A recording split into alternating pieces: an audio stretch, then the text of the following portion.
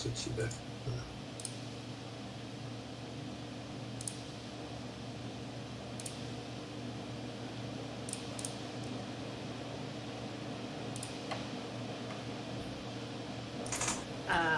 Did we succeed in clearing out all of the trilobites? Up to where you've gotten. Okay. I put since last session I put some like black soot on all of the nests that you guys torched.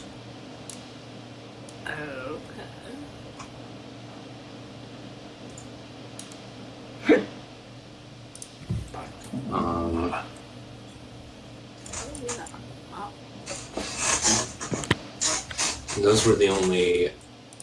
You can see another one to the south, but north of where you've made it, those were the only active nests. You can see other like older. Swear to God, I'm gonna need to get like 150 gold pieces to be even on my investment with that one. 3, 4, 5. I'm sorry, you guys have actually started DMing and playing. My bad. Well, I was trying to figure out what you meant, like the damage to the sewer, you mean? No, I'm figuring like a gold piece is probably worth like about $1,000 if you look at the price of gold. So I'm gonna need like 8, probably. Like they're expensive, right? Children? Oh, raised. Okay. I would need like $70,000 or $80,000 to make it worth my while. Well, that's probably my sunk cost, and then the time. I'll. You'll allow it. This also reminds me that, and I'm always unsure, like, which things as a DM to pretend that to like slyly say like, "Oh, I'll get back to you on that," or just outright say, "I didn't prep that, I forgot." I think this one I have to say. I think I need to say that I forgot to figure out how much gold you're gonna get for this. So, I will figure that out. But I meant for the child. I know what you meant. I know what you meant, but it reminded me that was on my list of things to do that I didn't do. So, but I mean that's I can get back to you on that. But in case you were gonna ask later, how much money we get. But for real, do any of you guys have detect magic?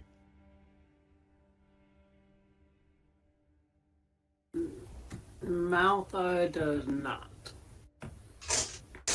Yeah, who does have detect magic? Old Peter. Me? Who? Old Peter.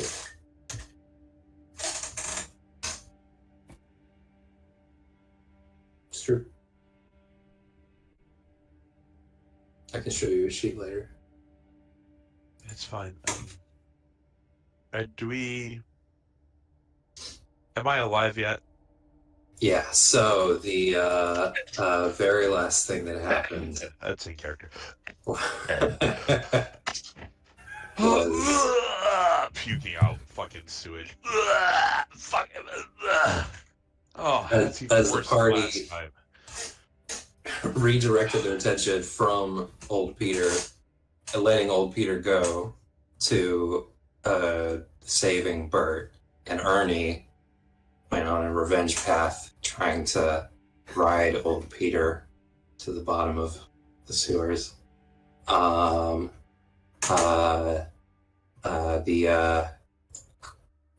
The oversized crawdad did survive. And Ernie is right there.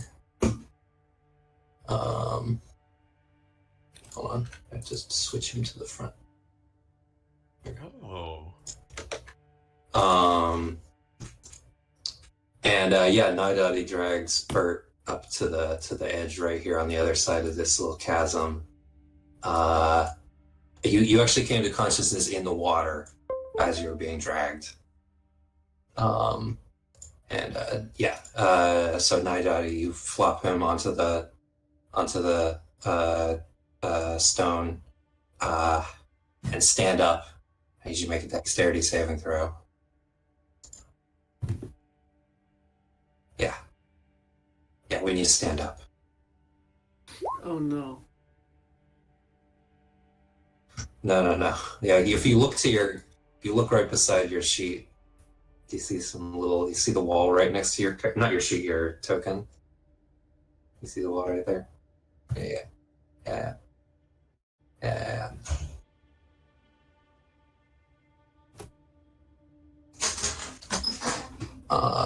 So that is 9 piercing damage.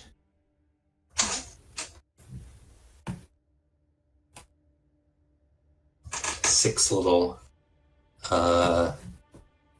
darts shoot out of the holes in the wall.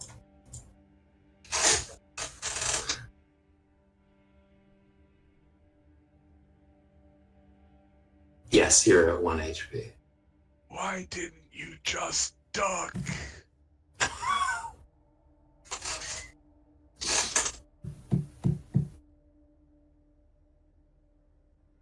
Oh, it was a potion.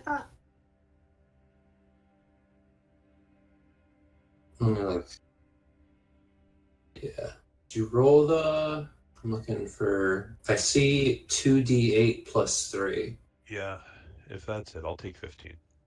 All right. That's a second level cure wounds. Nice. Ooh. Are you missing a second level spell slot?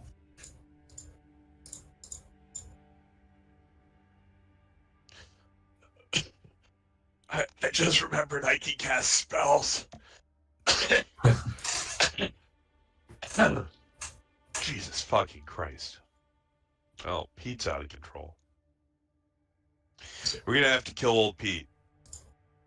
That's too manly a voice for a goblin. We're gonna have to kill old Pete.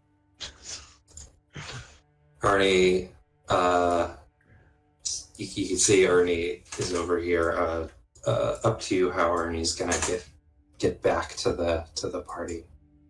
Also, Malthar, what are you doing now? Because you've got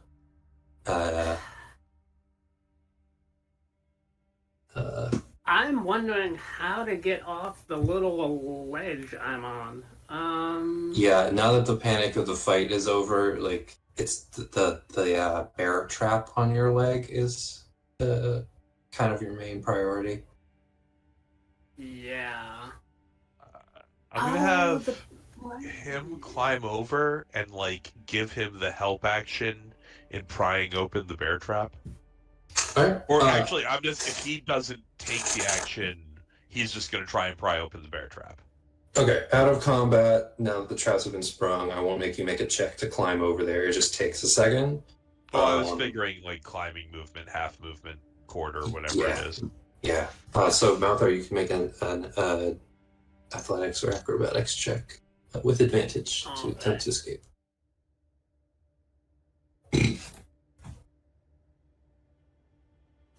Definitely escapes. Thank you, Ernie.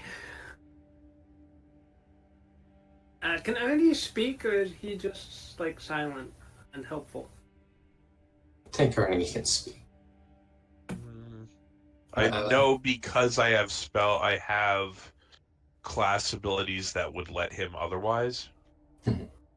You know what I mean? Because like I could use one of the tinkering things to make him speak for me. Oh, right. I think he doesn't. I think he can't speak. Not like freely, not normally. Sorry to like nerf my own character. Okay. Can Malthar has a couple pittons left. Can he like pitton his way across this gap here? Yeah, you've got climbing supplies, and if you take your time, you can definitely climb over here. And then hopefully Ernie can also follow along. I'll reduce pittance to 11. Clamber my way bit this way. Make a dexterity saving throw. Amalthor needs to make a dexterity saving throw. Alright. Oh gosh, is there more of them? Yeah, there's one trap right where you stood. That's enough. That doesn't. Oh no. Okay. Phew. Bert and Naidaadi ended up like right in the perfect spot where, I mean, Bert is in the perfect spot where there's no traps. There's no bear traps where Naidaadi is, but there's those, and then right above Bert, there's one.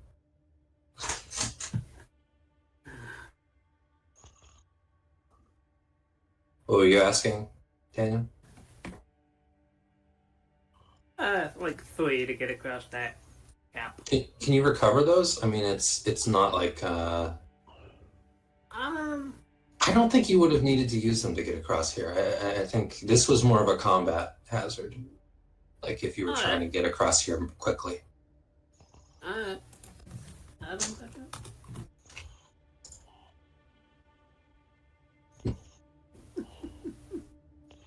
now, if you did place them, it could potentially make it easier to get back if you are in a hurry for some reason. But that's you don't need them to get. Actually, I'm okay with marking it down if it makes it easier to get back at speed in the future at some point. Oh, yeah, you have a character sheet for Ernie. I thought I had hit points. I know, 30 hit points. Okay. Armor class 15.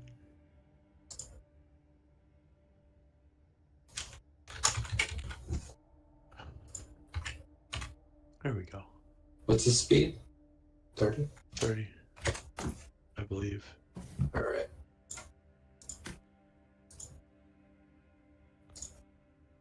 His token should be all set up now, too. Well, did we just both make changes to the token at the same time? Maybe. What's the 15 you have here? Under red, I do armor class is red for me. What's weird? I don't know. It's like red is like to hit. It's like that's the. But blue is like your armor, like the steel of your armor. I guess so. But what if it's? I guess so. Well, it's red. It'll be red. Different concepts. I'm more saying it's weird because I always do that with things where it's clearly a matter of subjective opinion. I make an absolute statement about it, ironically. The real crazy thing would be if I'm sure somebody does health for blue. That would be wild. Straight to it. You know what? That's some fucking Pathfinder shit right there. Look, I get green. I do green for health. I think red obviously makes sense too.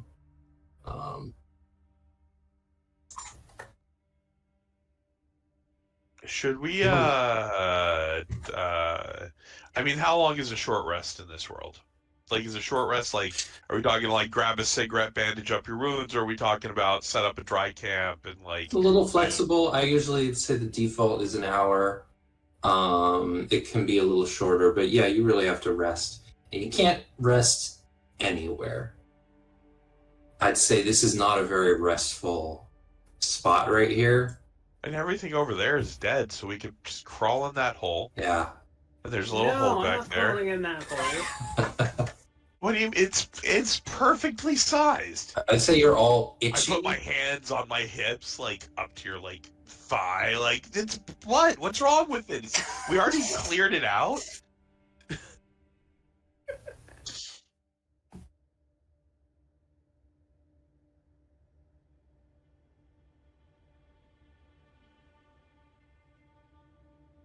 How visibly damaged is he? The person. Sorry. Yeah, I just gestured to him. Bert's definitely the worst off. If you wanted to rest, probably the easiest way to do that would be to fully retreat back to that entrance that you came into and rest somewhere up there, like in the tunnels outside of the sewer. I mean, not to metagame it, but does anyone else need rest significantly? No.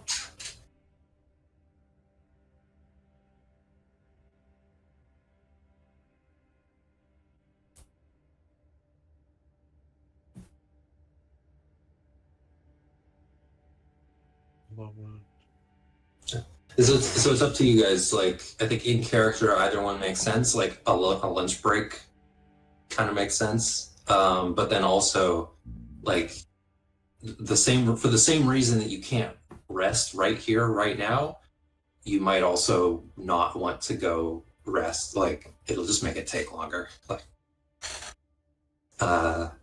sometimes I'm fine with that. I'm just figuring out if it's better to spend 2 first level spells or 1 second. You also each have a healing potion. I think my healing potion was consumed, was it? Oh no, the thing couldn't figure out how to give me the healing potion. I would rather use Cure Wounds right now either way. Alright. So that's 18 more hit points. Alright. But if I die, it's on you guys.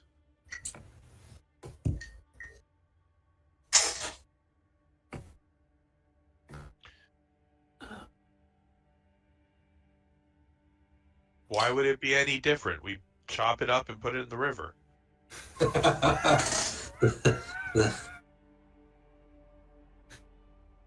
I mean, I don't know where you think you are.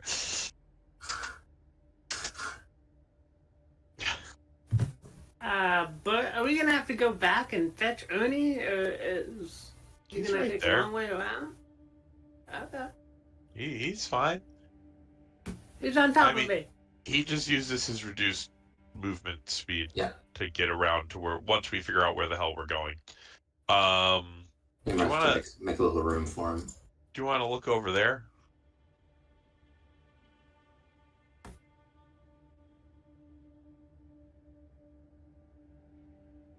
Alright, make a dexterity saving throw. Wait, do I need... Yeah, you run your hand across the wall and take 1 step forward into just move out of the way of things. Sorry, that's one bear trap. Oh. one damage, and you're stuck. Hey, look, there's space for Ernie now.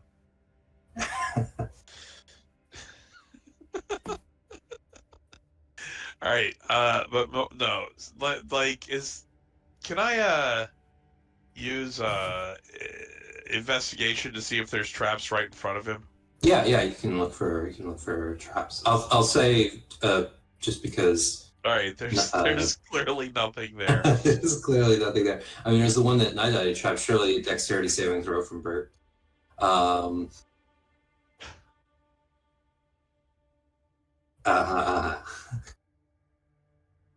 See,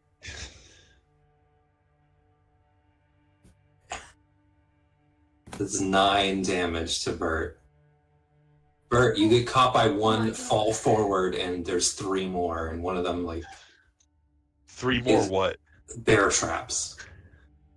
There's just 4 cleaning these up for you guys. There was 1 on the square that Naidaadi stepped in. There are 4 in the one that you squeezed past. Naidaadi was stuck on 1. You squeezed past him and fell into 4. I'm gonna set. So can I see this way yet? Yeah. We're just not going to acknowledge that happened in any way.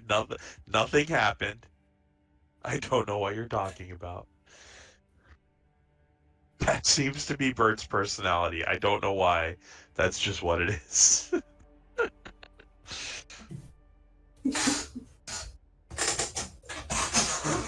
And you can hear the rushing water. I should have mentioned earlier. From the falls. Wait, so we've shut off 2 inlets. 1 is broken, so this must be the last one, right? Make a tinkering check with intelligence. Yeah, I'll do it with my investigation roll for convenience sake. Though none of those controls directly operate the sewer falls. Okay. Those controls are somewhere else. And old Pete went, just to confirm, this way. It seemed like, I mean, you were unconscious. For everyone else, I mean, Ernie would know that Pete went north, upstream. I mean, it does have an intelligence score. Anyone who is proficient in nature could make a nature check. But... All right. 14. You're not familiar really with the wildlife down here, but I think you can. It seemed like it would.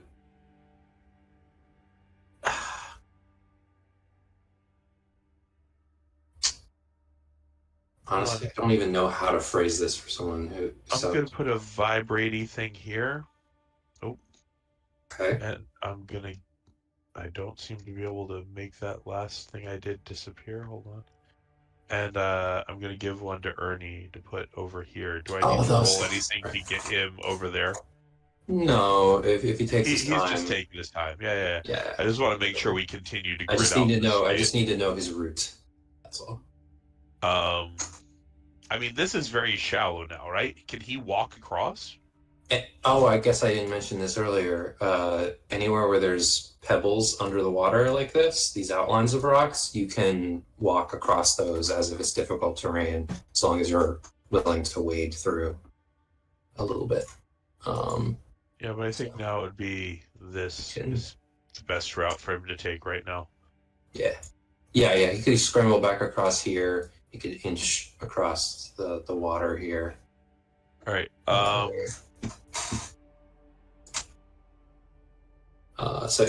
He can place one there. I'm gonna get my little chattering teeth walker and just send it ahead of us. Well, I guess it can't walk across this, right? Yeah, it looks like this was the end. Those 4 that you stepped on, that's the end of it, because these pots would have marked the end of the trapped area. Oh, okay. I see. I thought the first pots fell into the water, so you couldn't tell that the area was starting. Do we need?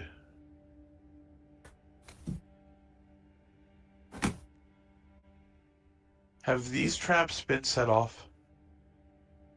I may not. I'm like shaking my head around trying to figure out what's going on. The pots indicate this area was once trapped. Where I'm making a purple arrow. These pots here are in the water. They are not supposed to be there.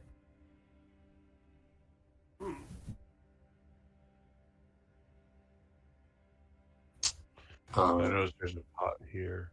Everyone who's trying to figure out where there may or may not be traps in the in the area as a whole, you could also make an investigation check for that. Is this active? This area? Oh yeah, that is like the most active one you've seen so far. All right. Are they coming toward? Like, how do they react when we put? I didn't necessarily pre-think ahead about that before placing this. 30 since feet. I didn't. It's just on the edge here. These ones here. As soon as you activate it, there's no response. Actually, you rolled a pretty good investigation check checking for traps. I'll just tell you. These pots in the water fell in the water. They were supposed to be, some of them were supposed to be up here, marking the end of an area of traps. Some of them were over here, where the bridge was, marking the start of these traps. I cannot see blips on my screen. Oh, because I'm on the, forgot that it works that way. So these traps here were supposed to have pots up here where the bridge is, marking their beginning, but because of the collapse, they fell in the water, and they've ended up down here. So any of the traps in the water are not currently accurate. Like, they're not. Can I stand on these rocks and have someone stand side by side with me? These aren't rocks, but you could stand on them. What are they? Effluents. Like, if somebody it's a mixture of sediments and probably take this one out from a distance. Seems like we can get at least 2 or 3 of us in a row able to shoot into there with fire and stuff. They might come over here. You're still trapped, by the way. Bert and Naidaadi. Alright. Athletics or acrobatics. I forgot to make you guys escape last session whenever you were trapped, but that's fine. Malfoy will help. Success. But, you don't need it. Acrobatics? Acrobatics or athletics. I think that's the rule for escaping. That's a success. Yes. None of them are anchored. You could actually move with them on, but it would continue to hurt you anytime you moved. You said I got 3 on me, right?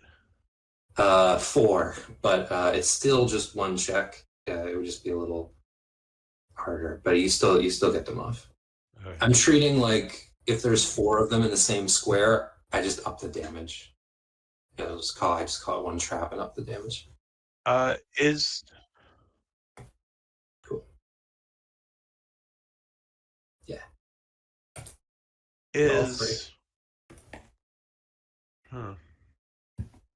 Are these actually effective against the? Like, should we move some of these over here so that if the trilobites come across, like, once we start attacking them, they could do this? Because you've you've used them in combat now. I think you'd know that they're not particularly helpful in combat because they do 1 damage per minute. So that's 1 damage. No, I mean the bear traps. Like, I've got the bear traps up over here, so when they come like this, there's something here for them to.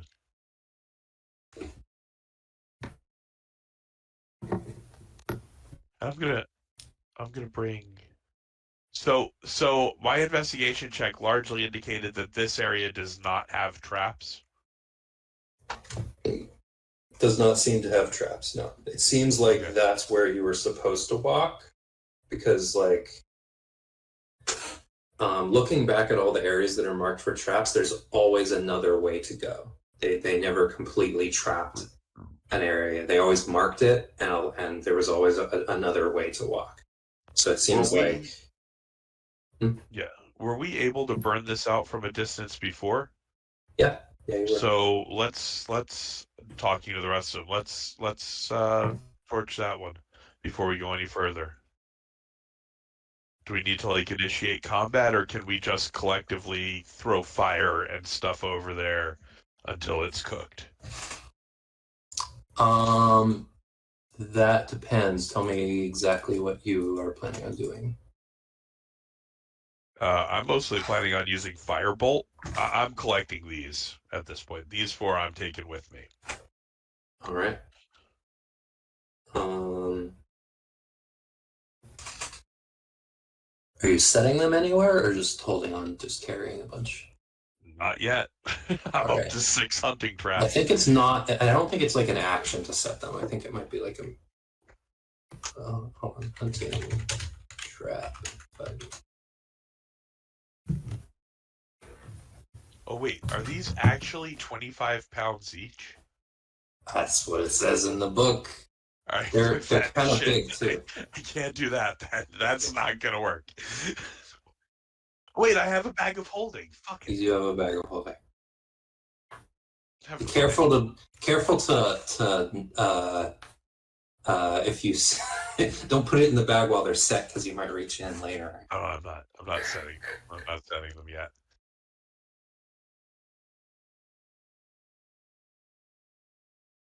But I was planning on just firebolting. I don't know. I feel like we have different methods of putting fire over there. And I was just going to line everyone up, and when it was time, just start shooting. It doesn't say how long, it doesn't say what it takes to activate a hunting trap. So I'm going to say that Sure, it takes an action. Yeah, it's an action, I think. Because a minute is too long, and it's always awkward to say, like, takes 2 rounds. You know, this just doesn't feel good, so I'll say it. And everything's cool out here. All right, so you're planning on let's roll initiative, but it may not actually come to anything. So I've opened the turn order. I don't have to worry about that. I'm also going to have Ernie come up more before we start. All right, Ernie. I'm going to bring him at least. Yeah, put yourselves where you want to be.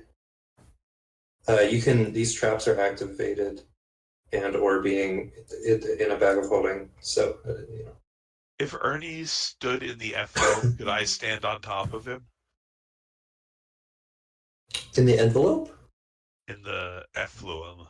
Oh yeah, yeah, yeah. I think so. And it's like it's a combination of like soil and sediment and wastewater and such, dead bugs. I don't seem to be able to say who's on top. Oh, I'll put you on top. You're on top.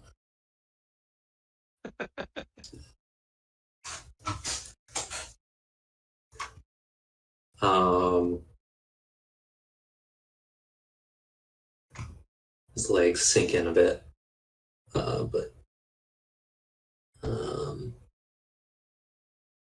oh, I forgot. I set up the music button and I've totally neglected it.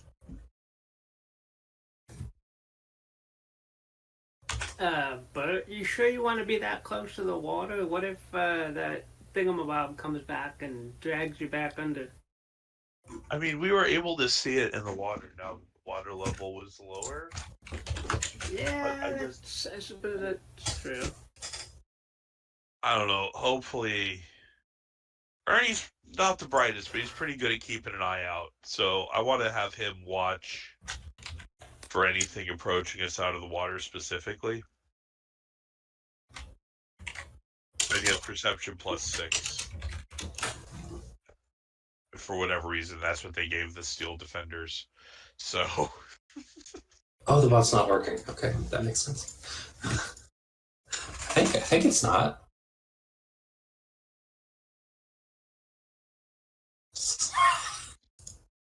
All right, just glance at it. Don't.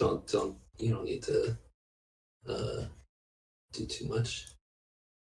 My green bar is not showing the number I am expecting. Still has me at 15 hit points. Interesting. I'm seeing 24 for you. Okay.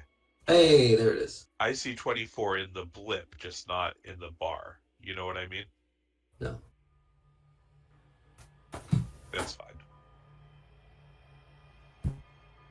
But yeah, no, I can pretty consistently shoot fire out of the front of my shotgun thingy. We'll call that how my firebolt happens. So I'm just going to spray fire out of it to save some ammo. So first round, we get a firebolt from Ernie. You don't necessarily need to roll it. Naidaadi and Malthar, are you contributing to this? Or just keeping watch? All right. So yeah, you can throw a firebolt in, and it'll like impact some of the eggs, and you'll hear that kind of squeaking. Since this has been here, these trilobites have either hopped in the water or moved out of the radius. Now a bunch of them gather towards the eggs, throw another firebolt, clear out. Over a couple rounds, you clear out all of these eggs here and kill most of the trilobites that are out there. A swarm does form. I made this complicated.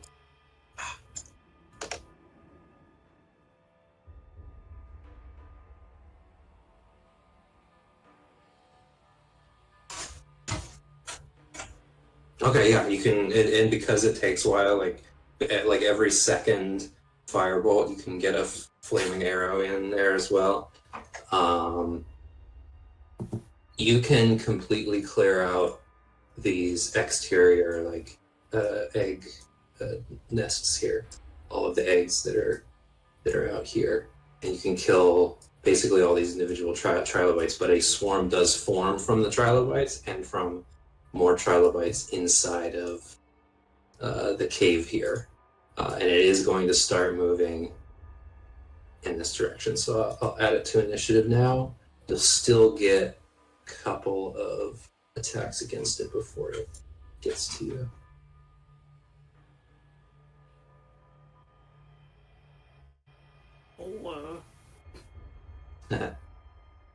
So now that there's a proper swarm, starting with Naidaadi, what would you like to do?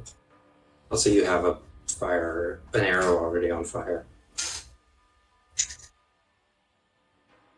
All right.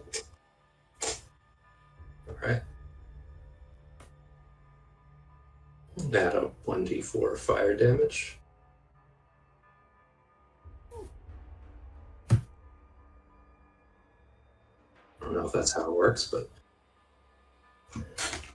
all right. And it's a magic arrow, so it's full damage.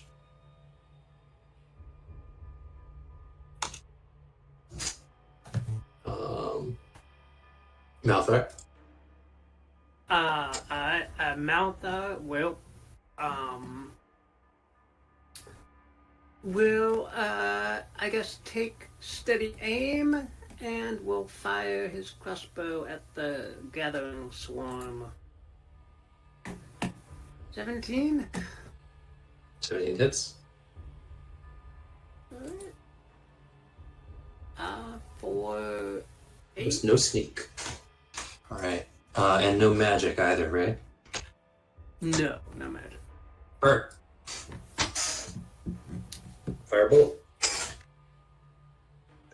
Yeah, but I thought I think I might have shortchanged myself for damage on the last firebolt. Oh. Give me 1 second. It's fine. I don't actually... Well, but the last firebolt was just, you were eliminating minions. It wasn't... Yeah.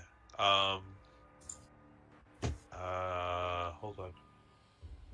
Sorry, I'm just, not familiar with my... The individual trilobites, I'm giving them the minion property from MCDM, which means that they die from any damage at all that you do to them.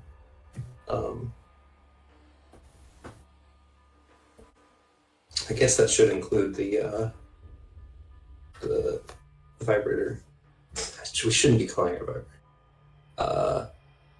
The thermocell. Vibrating egg.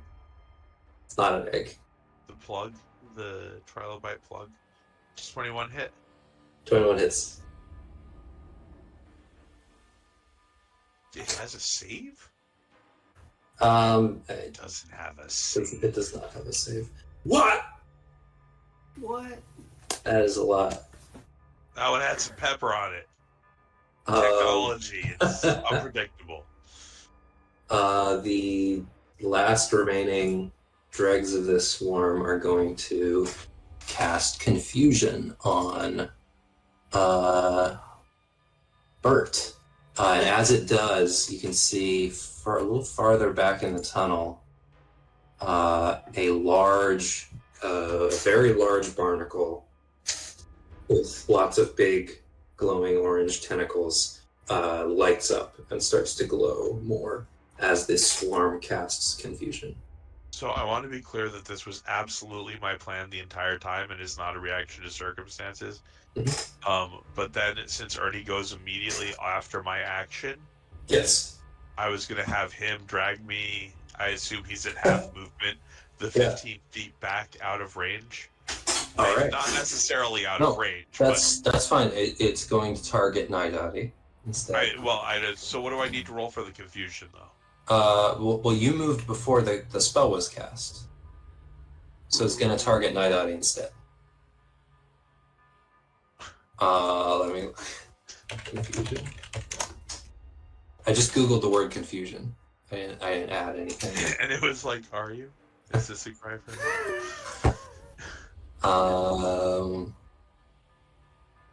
I'm guessing it's wisdom saving throw. Wisdom saving throw. Each creature in a 10-foot radius. All right, so that's everybody. Right. Everybody needs to make a wisdom saving throw. I didn't realize it was an area of effect. I just realized I could have, like, enchanted all your dude's weapons. Oh. I know.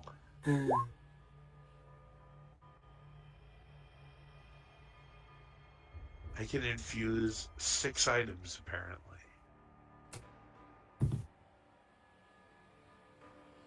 Okay. Oh, yeah, this fight's basically over. We are dead. It is just a matter of us finding out when.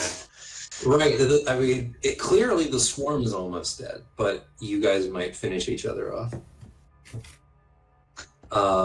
So who saved? Only Malthar. Oh, and the swarm is gonna move. Alright, I have to go put more food in my child. I'll be back in a few. I mean, I'm confused. It doesn't matter.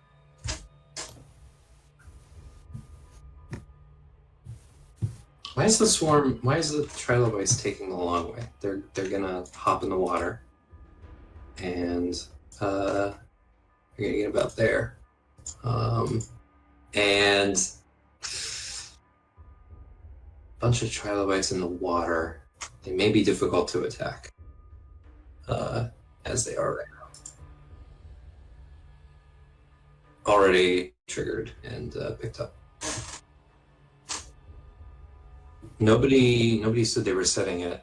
I think Ernie was holding on to them in case. It would have been very funny if someone quietly told me they were setting them up there and didn't make a big deal about it, because then inevitably someone is going to step forward. Yeah. Step around Naidaadi to get a good shot. So, Naidaadi, it's your turn. You need to roll a d8. D10? D10. 6. That means you do nothing.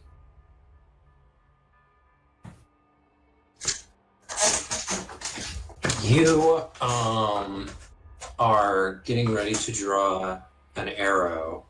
You're getting ready to draw an egg from your quiver, and you're like, no, the eggs don't. The eggs go. I have to keep the eggs safe. I'll leave them in the quiver for now, where the eggs are safe. Eggs. I mean arrows. I mean eggs. You can't help but you can't help but think about the eggs and how they need protecting. Malthar. D10. Nope, you saved. Boy. What would you like to do? Uh, At the end of your turn, at the end of each of its turns, make a wisdom saving throw.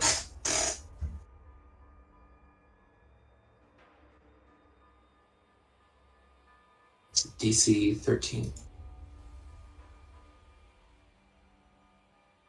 All right, you save. So yeah, you draw an egg, and then you put the egg back, and then you remember, wait, that's arrow, and you draw the arrow again, but it's too late.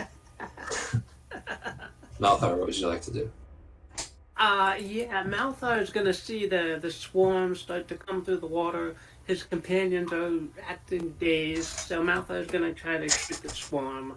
All right. I'm definitely gonna give them cover, but otherwise you can, because they're in the water and they're a swarm. I feel like a swarm in the water has cover. I don't know why, but it just seems. Sure, that makes sense. But Malthar will do steady aim, and do one more classical bolt. I feel like if you hit a trilobite on a hard surface, you're pressing it between a hard surface and a hard surface. But if you shoot a trilobite in the water, it just goes down, right? That's what I'm thinking, but Yeah. maybe I'm overthinking it. People can shoot crabs in the water. That hits though. Alright. Sneak attack, does that apply? I don't think cover. so. Oh, you have advantage. So yeah, sneak attack. Okay. You don't have disadvantage, 17? so. Right. Just cover would apply plus something. Yeah. Right. Okay. 17 damage. Nice. Somehow to a swarm, but not magical. If that matters. That's it for Malthar. I think your arrows make such a splash in the water that, and you like spear one of them through, and it makes a big splash, and the others that are remaining just scatter. Because that did bring the swarm to 0 hit points. Oh, awesome. Good job. However, Bert, you still need to roll a d10. An 8. You need to make a melee attack against a random creature within 5 feet. So roll a d4. No! On a 1 to 2, it's Ernie. On a 3 to 4, it's Malthar. You can see this I just stomped down with my little paw. Raging something about, the flibbits. He did it again. Yeah, make that melee attack roll. Does that hit? 11. 11. Because I have a -1 strength. Right. Stomping my Yeah, foot. because you're holding a ranged weapon. This makes sense. It does not hit. At the end of your turn, you can roll a wisdom saving throw. So am I, for the purposes of this round, that's, I don't have any bonuses to my wisdom save. Am I, for the purposes of this round, incapacitated? I'm not sure if you're technically incapacitated. Because if I'm incapacitated, Ernie can act freely. If I'm not, it can only take the dodge action. No, I think rules. I think you are not incapacitated. You just haven't given an action to Ernie, unless you gave him one before. Because as far as Ernie is concerned, it's still you.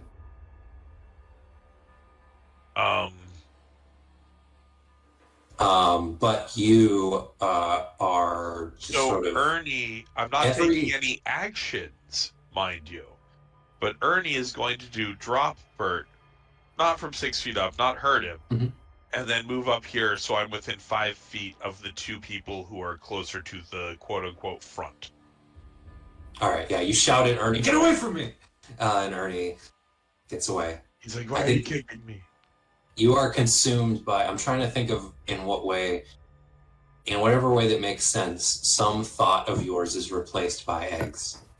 Like, the thought of eggs and the thought of eggs, inserts itself in between your sentences. And, and you guys notice this behavior. The swarm is gone. The swarm that cast the spell is gone, but the spell is still going. Naidaadi, what would you like to do?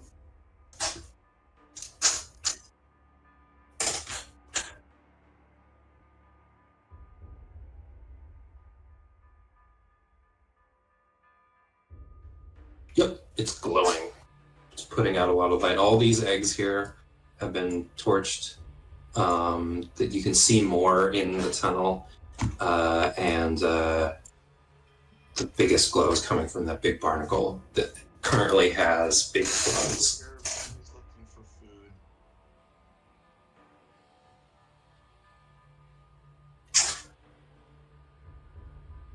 Go for it. We've got a pretty straight shot. I won't give it cover. Ooh, yeah.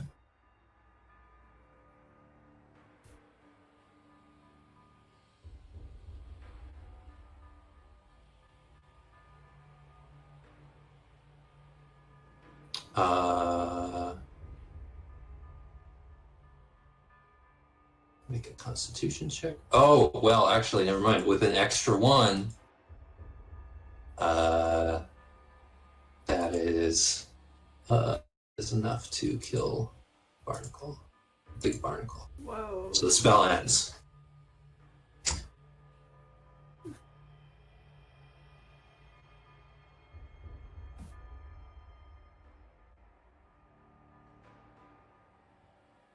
We're out of initiative for now.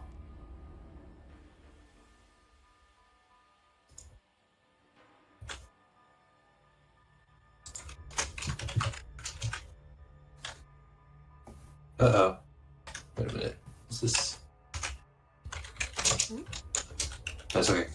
I'm just figuring something else out.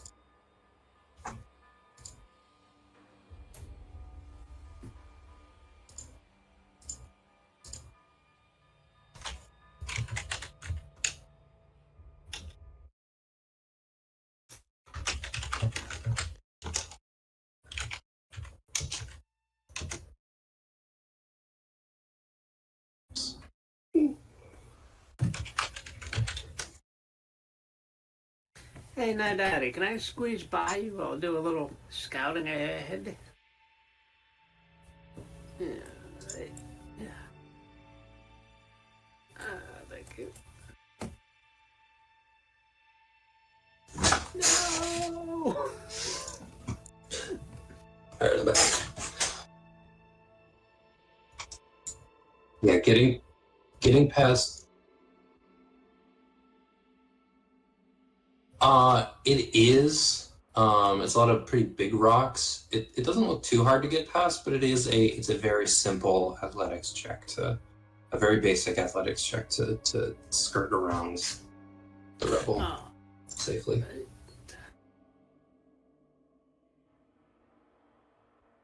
Easy, yeah. Malthar does make it look very easy.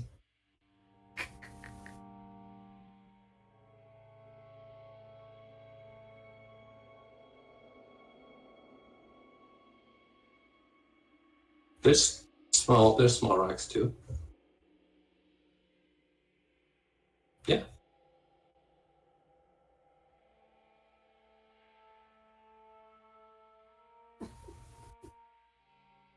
Yeah, it looks like, and Malthar can see too, no traps on this walkway. Right. None so here. Is this just kind of a like a drain that's leading away over Make here? a perception check, because there's a thick fog. I think the air in here, like throughout this lowest level of the sewer, the air is pretty thick, and there is a light fog everywhere. But between all of the effluence gathering here and the falls kicking up, so there's a thick fog off in this direction. With a 12, I'll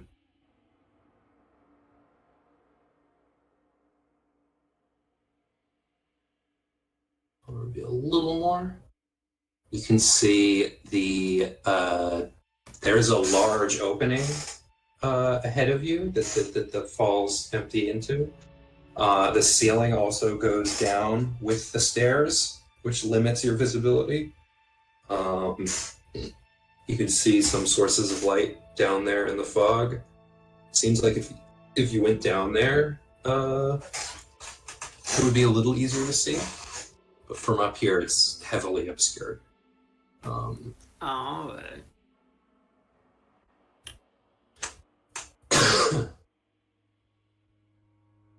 Well, Malthar will creep his way over to the hole over here and just make sure everything is... all the barnacles have been slain. A little burnt there, and a little burnt here, a little burnt there. Yeah. A little burnt here.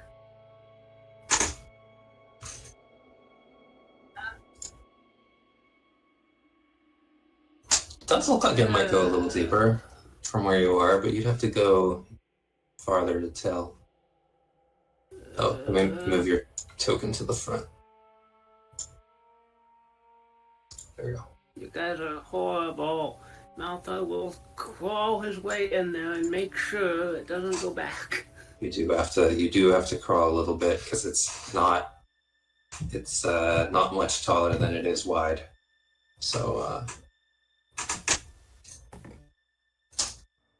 at half speed, you can crawl through. Squish through the eggs and barnacles. Ew. You can hear louder and louder as you squeeze through. You're hearing that, like as the remaining barnacles that can't move or really do anything in as few numbers as they are.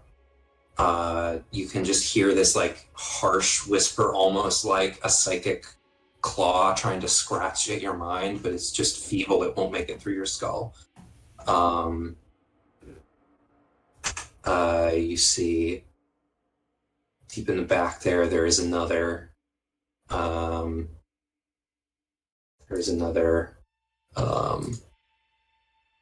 big barnacle. Oh gosh. Kind of a shelf of rubble up behind it. The back of the tunnel kind of slopes upward into a landslide of rubble.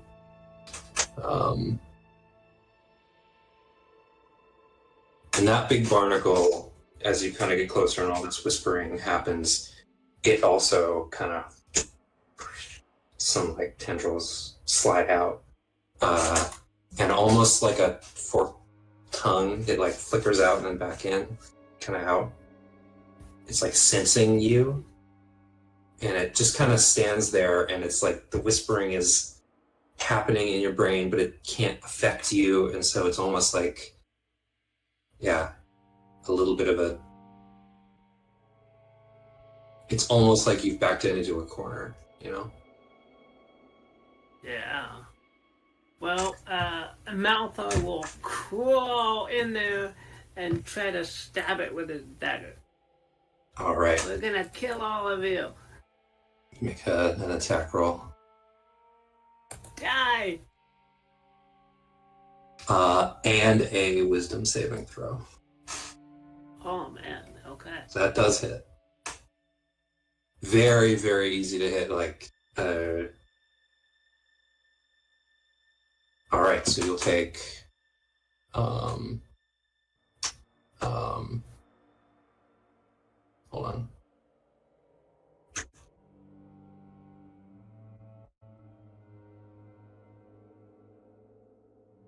Take 1 psychic damage.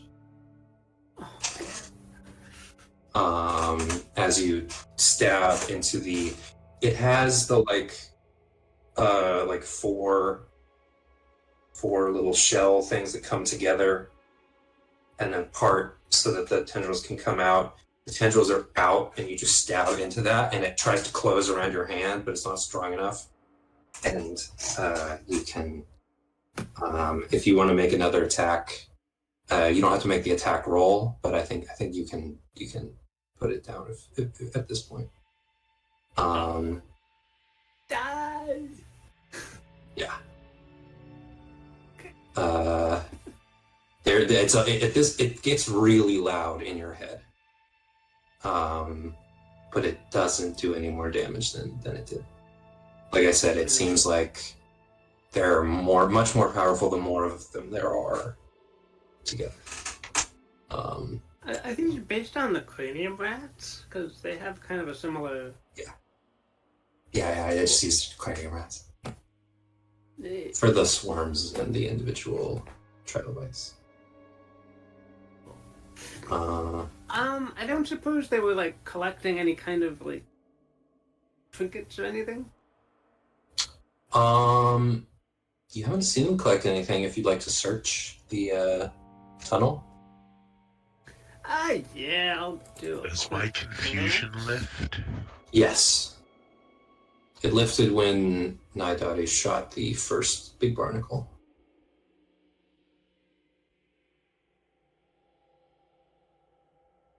I was fitting to go blasted.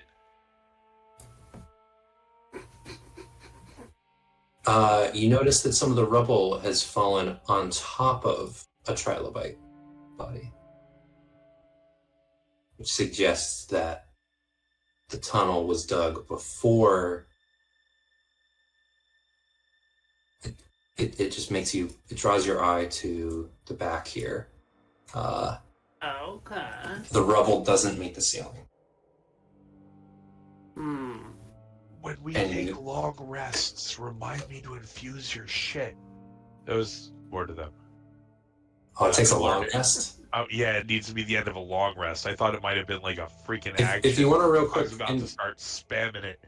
Are you able to infuse anything else of your stuff? No, but okay. I switched infuse spell focus to enhanced weapon because it harmonizes better with other abilities and with having teammates.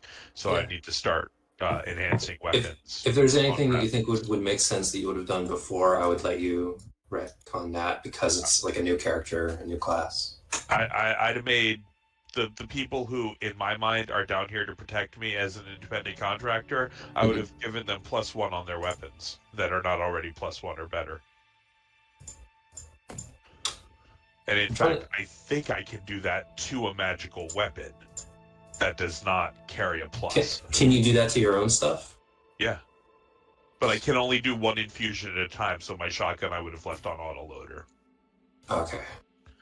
But also, that makes more sense with my abilities because then... I was just trying to think if you have had a long rest with these people yet. Theoretically, you're always at the end of a long rest if you haven't been doing anything strenuous for the last 8 hours. All right, yeah, you can infuse somebody's thing. Do any of you have a weapon that would be particularly useful between us to do that?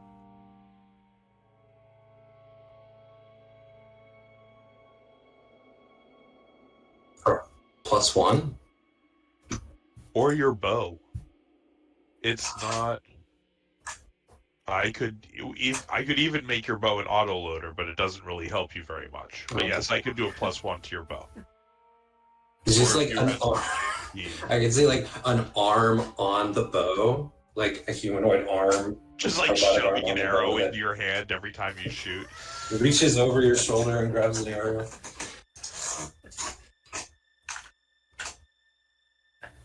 But I should definitely keep enhancing your guys' weapons on a continuous basis anytime we long rest. And that also means that it's stupid for me to have magic weapon prepared, but we'll fix that the next time we rest. Oh, it's not really, because that could be useful on the fly. If we ever got like a maul or something, that would be... You hear Malthar's voice from the tunnel up ahead. Is it a different texture on the wall?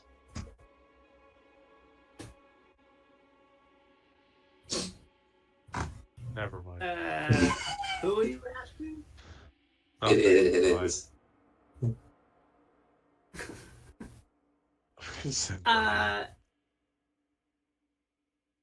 Malthar kind of pokes at the rubble. Does it like open up into a bigger space? If you climb over the rubble, it does. There's an completely dark, unlit stone chamber in there.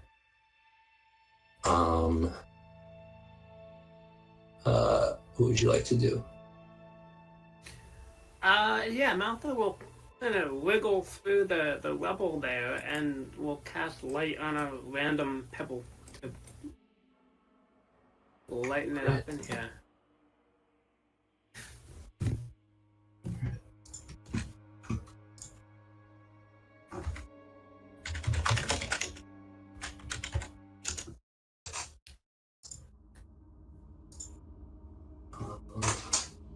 So weird.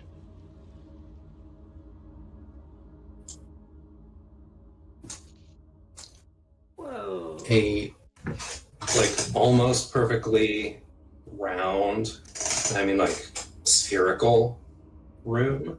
There's a little uneven like shelf where you're standing. The walls are it doesn't look like in the on the map, but they're very smooth. Very, very, very smooth limestone with streaks of differently colored sediment carried down through it. And as you like wave your light spell, there's a faint like shimmer, like dew or like hoarfrost on the stone, like teeny tiny baby white crystals on all the stone surfaces here. There's a couple dead trilobites. That shit'll get you high. There's several stalagmites and stalactites towards the center of the room. One large one coming out of a sickly green pool of effluent water that has made its way in here from the sewer. Ew. You're a scout, right? You have really good nature. You're proficient in nature, right? Yes. You can make a nature check. It'd be difficult because you're not native to the Underdark. But a geology check. 13. What would you like to do?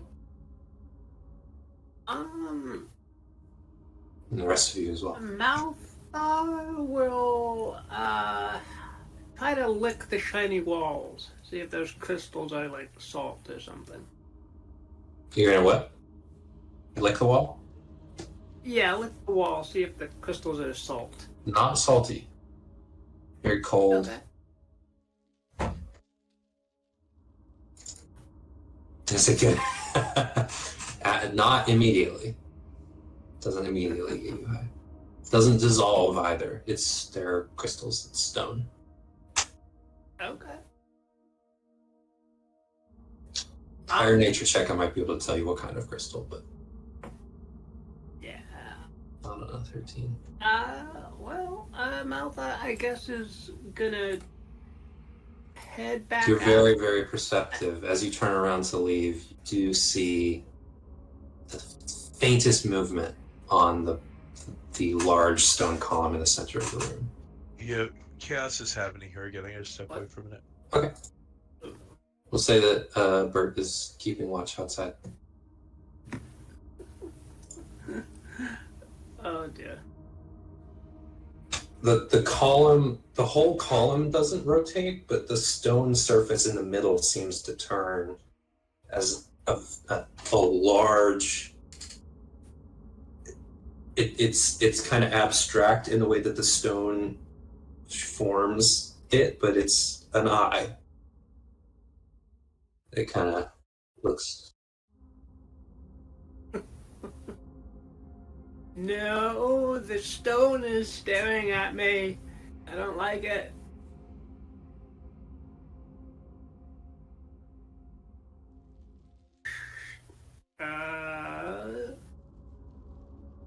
Maybe? Are they called Zapdos? No. Zapdos, that's a Pokemon, right? Yeah.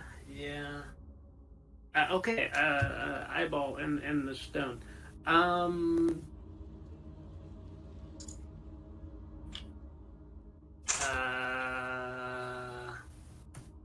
Maltha will say, hello? Does the eye react? It very slowly rotates back to the other side of the column.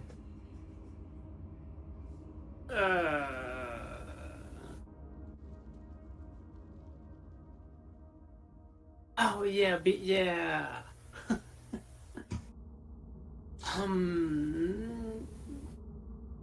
Weird. Malfoy will move around the room and try to see the eye again. It's on this side of the stone now. The eye is kind of almost completely closed, and it slowly opens again and turns in your direction.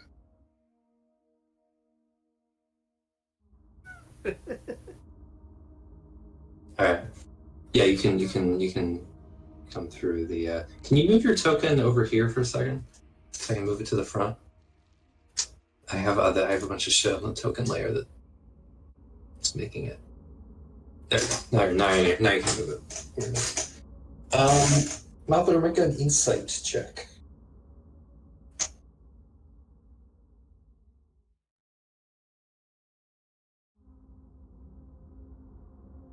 It looks kind of tired. Like, that's your main takeaway. Like, you saw a big scary eyeball on the stone, and immediately they're like, "Oh!" But as you look at it more, it's not menacing. It almost looks. It's not annoyed either, but there's some like emotion to the eye that isn't, I guess, what you expected. Wow. Okay.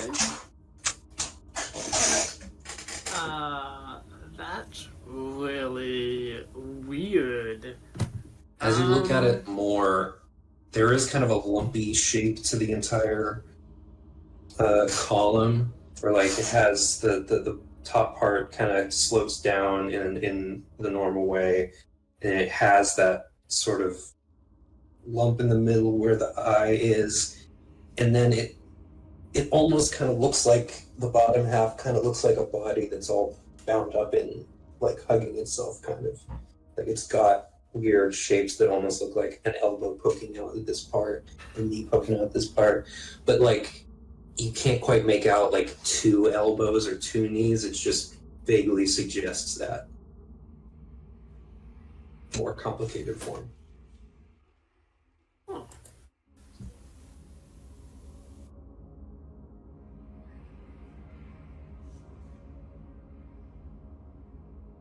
It's just watching you.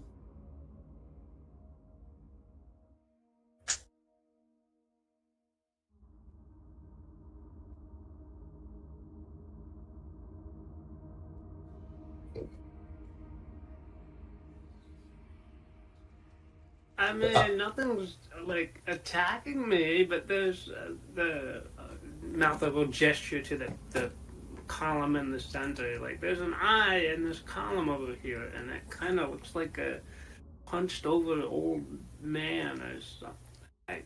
It's weird. Naidaadi, you see a couple little eyes poking out of the bottom of this stalagmite. A couple teeny tiny little beep, beep, beep, beep, beep, beep. And then the big eye rotates around to your side, and the little eyes beep, beep, beep, beep, beep, beep, almost like pull back into the stone. And the big eye looks over at you, and now the eye is just watching Naidaadi, and another large eye that matches this one comes out of the side that Malthar is on, but very slowly and in a strained way. Both of the eyes are like almost closed, watching both of you. Undercommon. Make a persuasion check. I think both of you can make this.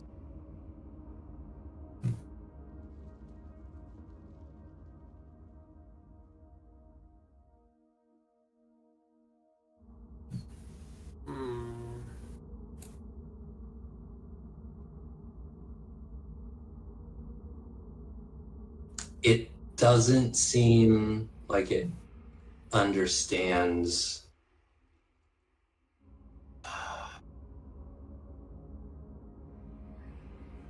your like spoken language, but it does.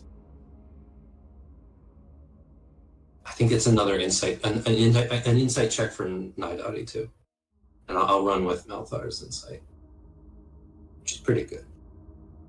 Good, but not great. Very good. I think the main thing you can see also that it's tired.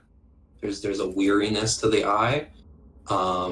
Its body language in general, though, is also kind of protective. And it's it feels almost bound up on itself, like cradling something. And it also...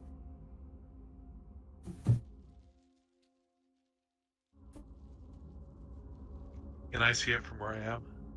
Just barely, yeah. Yeah, you can peek over and see a large stone column in the middle of this poisonous pool. And it has an eyeball that moves, an eyeball made out of stone that moves around. It has not threatened anybody. They've been trying to talk to it. Nah, yo, that shit's creepy. Alright, I guess. I mean, honestly, does it look like an automaton or something? Or does it look like arcane stuff? Do you have are you proficient in nature? No. Nature? It doesn't seem like an automaton. It doesn't seem like anything built as you like know how to. It doesn't seem like a construct. I mean, it seems like this is the source of the problem, kinda. Maybe. Does it? Can I do an investigation and see if this thing appears to be like emanating trilobites or just infested with them? No check necessary. It definitely seems unrelated, and there's a couple dead trilobites in here, but they definitely made their way in here. I think between the three of you, it looks like this was already here before the trilobites dug here, and they like punctured it. They like exposed it to the sewer. It might have even been here before the sewer system was here. Yeah, no, I just get steadily more curious, like genuinely curious, as opposed to just like, let's kill it, as it appears less and less related to the problem. Yeah. I think with your 21 insight, Naidaadi, the pool that it's in is also like very clearly like wasn't here before. It almost looks like stranded. Like it looks like an animal in a flood clinging to a piece of driftwood.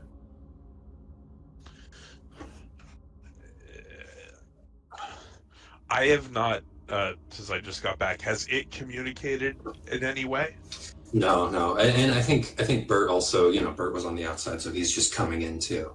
Yeah. So I just say that out loud. Like, has it done anything, or is it just a creepy eye?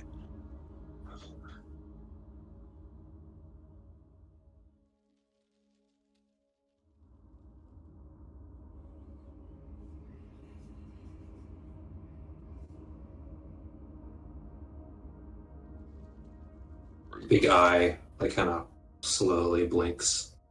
And me without my detect magic. Bert, do you have any idea what this pool of green goo is? Could we neutralize it somehow?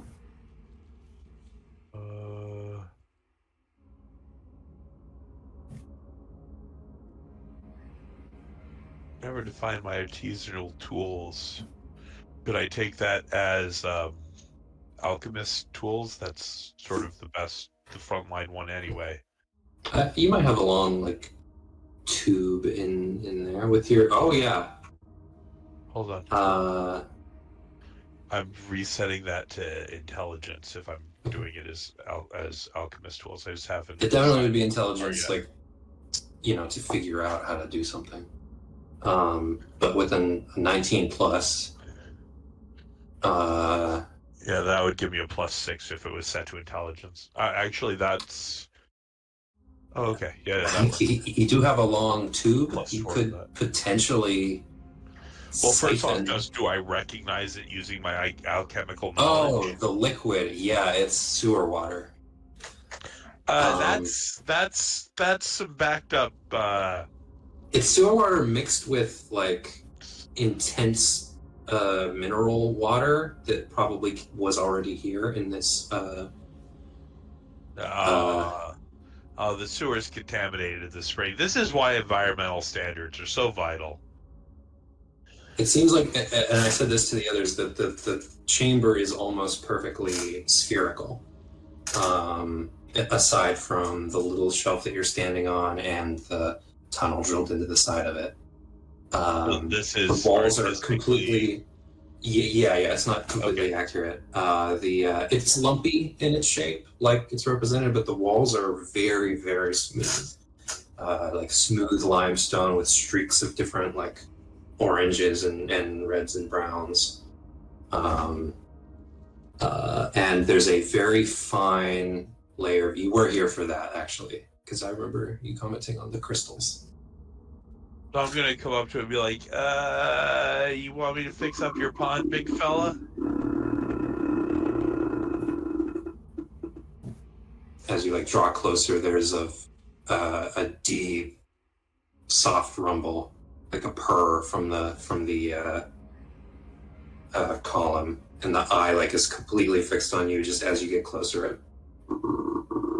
Is that a happy rumble or a mad rumble? Malthar, you can see on the other side of the column little lumps kind of appearing, and like one of the little eyes peeks out and then comes back in. All those little eyes are gathered on the opposite side of the column from where Bert is. Oh, I Okay. So it looks like your spring down there has a little contamination from the sewers, right? Rumble once for yes or twice for no. The eye was like kind of higher up, and it glides down to like your face level. Nothing you're saying, it doesn't seem to acknowledge or respond to anything you're saying. It has responded to your movements and stuff, though.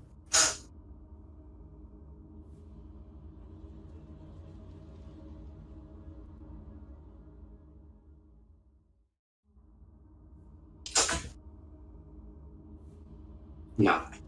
Okay.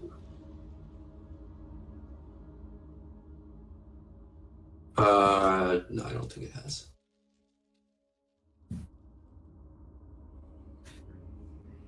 Could we maybe knock over like one of these stalagmites and make like a bridge for this thing?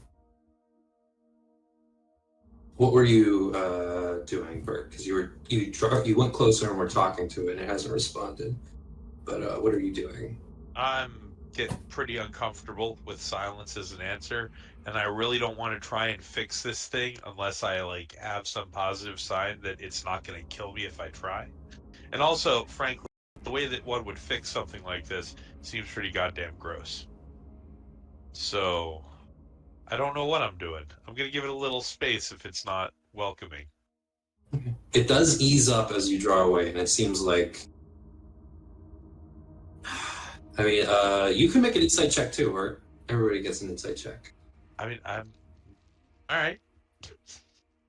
I was about to say, I'm not particularly wise. I think you have, like, clearly connected with it a little bit. Like, you guys have some kind of an understanding. It seems like it's not just an animal.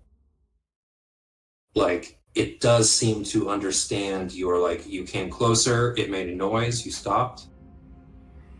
It talked, or you talked, silence, and then you backed away. It seems to have, like, acknowledged that. It's observing you as a, like, person. It sees you. So if your pool is important to you, I'd have to go in there if I wanted to try and fix where the sewage comes in. And I'm, like, doing goblin-y hand gestures. Oh, make a persuasion check.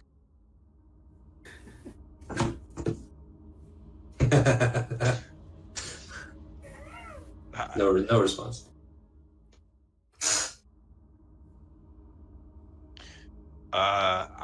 this thing is. I think that it's sick from the water, I would guess. I mean, I don't know. That's a lot of supposition going into that. But it also kind of seems to want us to fuck off.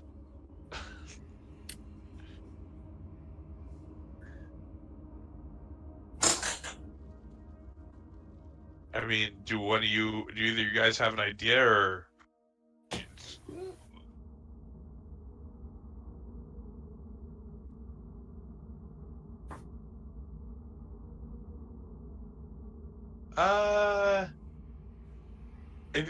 If I had like a bunch of time to test it, I could tell you maybe, but it's sewage. I don't know if adding water acid to it will clean, because it's like it seems to be, having not tested it with my alchemy kit, like it's some really heavy mineral water, which that thing probably likes, but then it has a little bit of sewage mixed in, which is why it's all gross.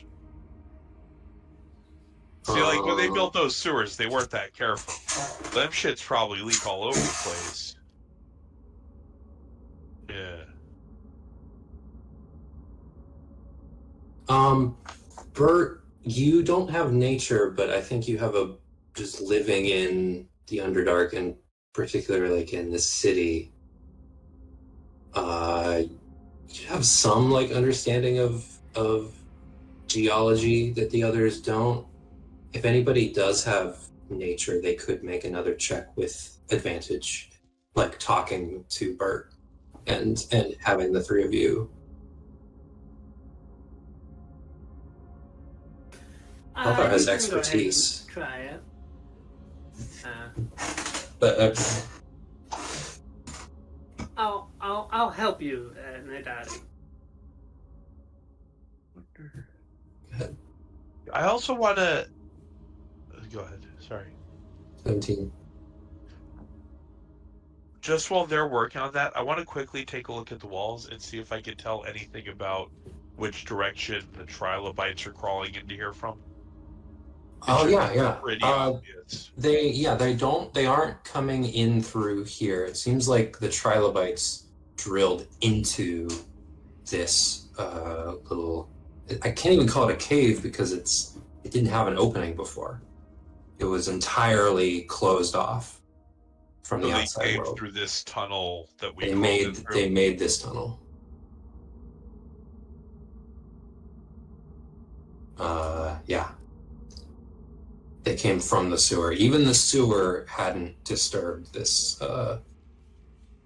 And with 17 talking about it together, it kind of looks like a geode. But the chamber, yeah, but it's not a geode. At least not yet. Maybe someday it could have been, but no more, because it's been exposed to the outside world. It doesn't seem overtly hostile, so it's not like a monster or anything. Well, I mean, everything's a monster, but it doesn't seem overtly hostile. I'm not sure if, like, this is part of the problem or not. Like, it's kind of weird that there's something like this so close to a problem for it to not be part of it. But similarly, it seems like it's just kind of coincidental, this thing. Hey, big guy, are you okay? While you were talking to each other, it was watching you, but like slowly kind of like almost nodding off. And as you look at it and address it, it kind of slowly opens its eye a little bit more and just looks at you blankly. It almost looks bored, but it's clearly not, because this is a very like, it looks tired. It looks like defeated, backed into a corner, stranded.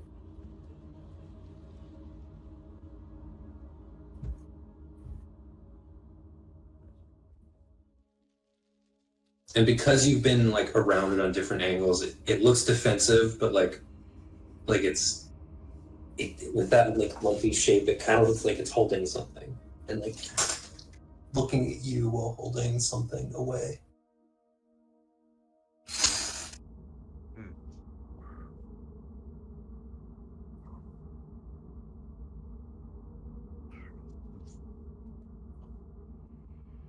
I start Ernie around the room.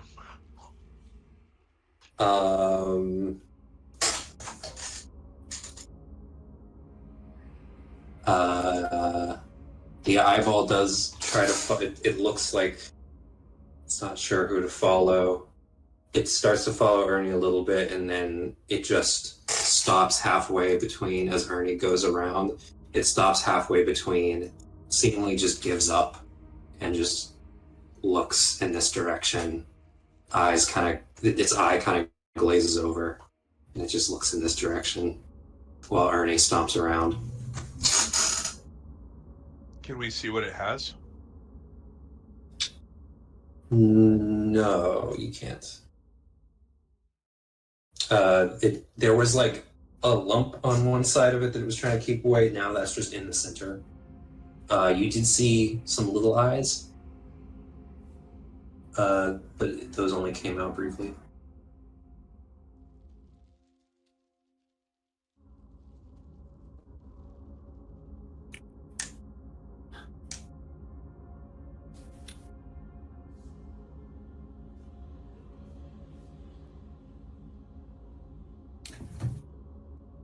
Do you think we could raise the water level enough so that it like flushed out this little pool here? But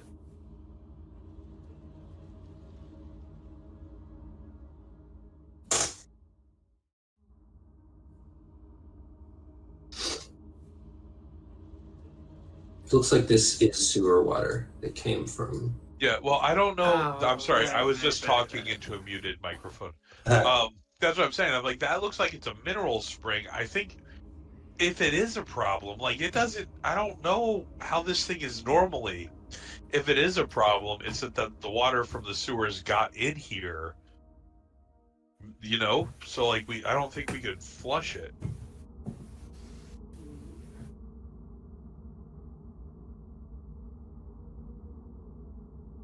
I feel like if this being polluted is the problem, the best way to go is for me to like get a tube and get down there and find the crack and mend it from this side, because like basically because I don't want to swim in the sewer itself. But that thing's fucking scary, and I don't want to get into the spring it is part of unless I know that it's okay with it, because I also have a desperate fear of, I don't know, being crushed to death in a spring. Malthar, the trilobite behind you, you put your foot on it as you like back up, you're just idly like moving around. It's hard to tell because all of them have mineralized shells. This one is made out of stone. The trilobite right here is fully made of stone. Its legs have no bends to them. It's petrified. Oh. So is this one. Trilobites have been here a really long time. Interesting. Guys, why don't we come back and try to find like a cleric or something that maybe we can get this pool cleaned up? Wait. But I think we should move away.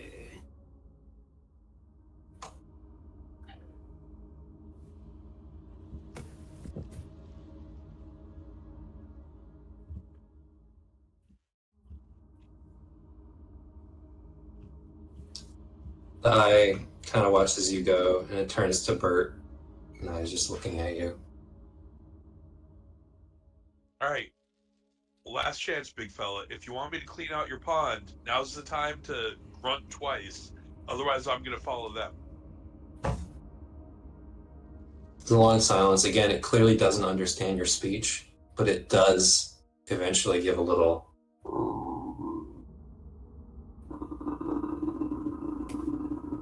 Fall back, guys. I think it wants me to fix the spring.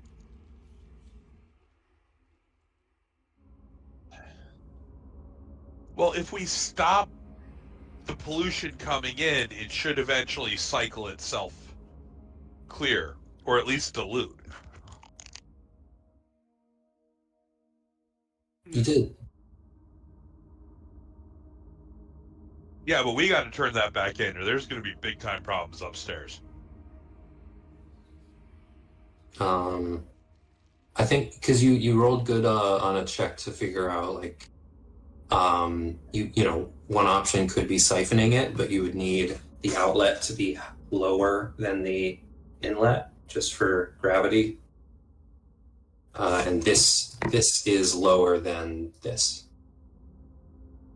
Well, also, if it's a spring, it'll have positive pressure, like the mineral spring. Oh, well, that would help. I see what you're saying. That would still be a way to clean it after the initial break in the wall of the spring was repaired. Anyone got something I can use that's like a tube? I start rooting through my bag of holding for something. We don't know what this place was like prior. It could have been completely filled with water, and then the trilobites drilled into it and drained out all the water except for that. Man. The first drip since you've been in here drips into the water, telling you that there is somewhat of a spring here, but it's extremely slow. Okay, so I was hoping to roll a 15 to justify saying, no, he grunted twice, it definitely is down with this. But actually rolling a 15 instead of like a 2 where I could just blithely be like, no, guys, it's cool, I'm sure. How am I feeling about the situation? You're feeling like it is comfortable enough with you that you could approach and like slowly do stuff, and it would tell you before it turned you to stone. I'm pretty sure it's okay. I mean, look, if it's part of the problem and we don't do this, we'll be back here I don't like to see this. This means that the sewers are breaking down and it's hitting something else, and like I could probably fix it up pretty quick once I found where the sewage was coming in. The sewage, it seems like, came in like slowly when the water level was higher. Slow enough that like it's only a small pool at the bottom.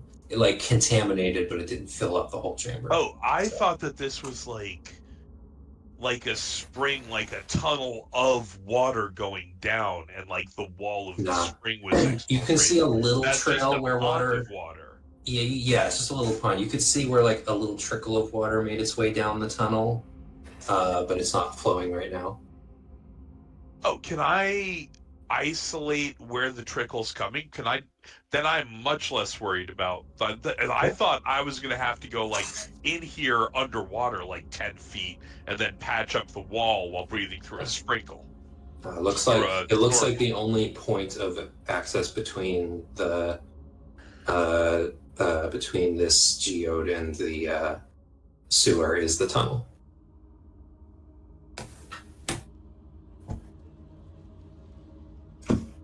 So what would you like to do?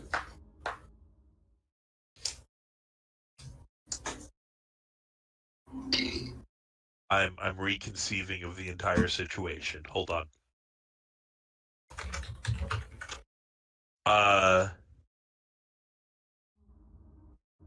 This is like something I would try in the real world, totally not knowing if this would work in the real world. Can I take my like tinker tools and tap them on the floor and see if I can hear if there's like a hollow chamber beneath this chamber? Yeah. I don't know what that would be though. I almost want to say nature, but it could be perception, but it's going to be like a DC 25. I'm proficient in investigation. I'm taking an active action to find a piece. Yeah, investigation makes sense. Investigation makes sense. It's gonna be hard. Hey, elf person, elfie elf. I have a name. Alfalfa. out of character. I'm totally not sure whose name is what in character. I'm sorry about that. But you guys have really good hearing. Can you help me hear if we can find some hollows beneath this place by like tapping on the ground a little bit? Think of it as like the reverse of finding a stud in a wall. All right, sure. So that should get the help action.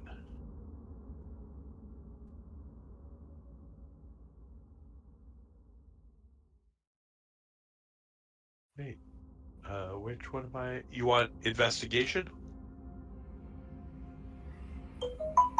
Oh, 24! Ooh. So close. Anybody have a way of boosting that last second?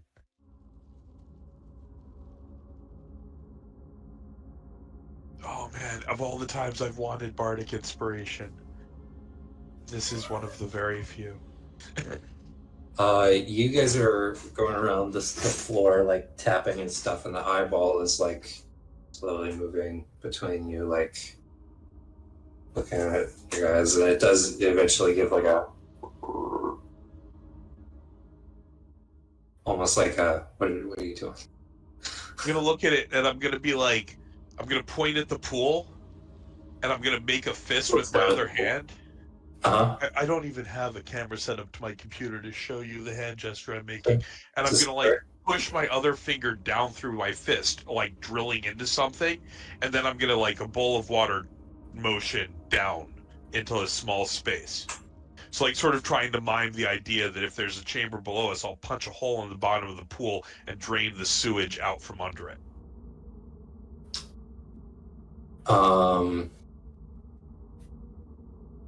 Make a persuasion check just to convey that, or a performance check. It's a 0 either way. The eyeball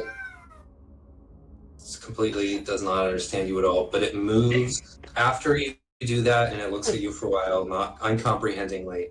It moves down to your head level, as if you were standing before it. Like it moved, like when you came closer and it moved down to where you are, it does that again. It moves down to where you were. To the base of the stalagmite.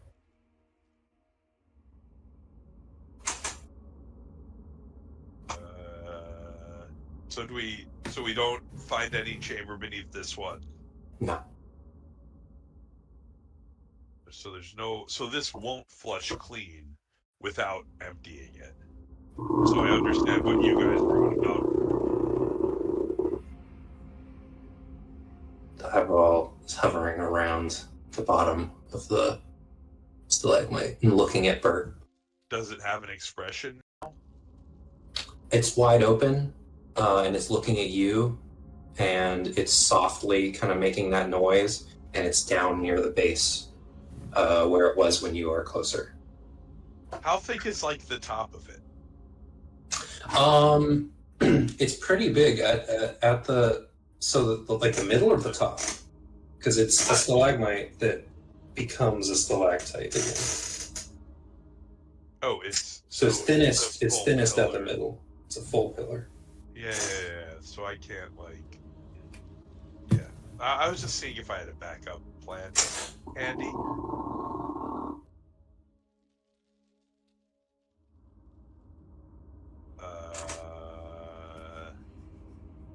All right. Well, so this plan doesn't seem like it's working out. We could trace where the water is coming through. If it's coming through, if I can trace the like sewage to a distinct location and mend up that from this side, I would do so. Can I trace that to a just like? Yeah. It moves. It like just down the middle of this tunnel is where the water trickled through. Like so just the whole tunnel, not like. The whole tunnel, but yeah, the tunnel is the crack. Like it came from when the water level was higher, it would kind of move through the cracks in the stonework here to the floor of the tunnel, and it would just slide along the tunnel. It wasn't making its way through the stone, but it was making its way between cracks in like the stonework of the sewer. So it would probably be a rest worth of time, but I would not get a rest. If we all left, I could from the other side of here repair this wall. But that's really just me looking for something that I can do. You know what I mean?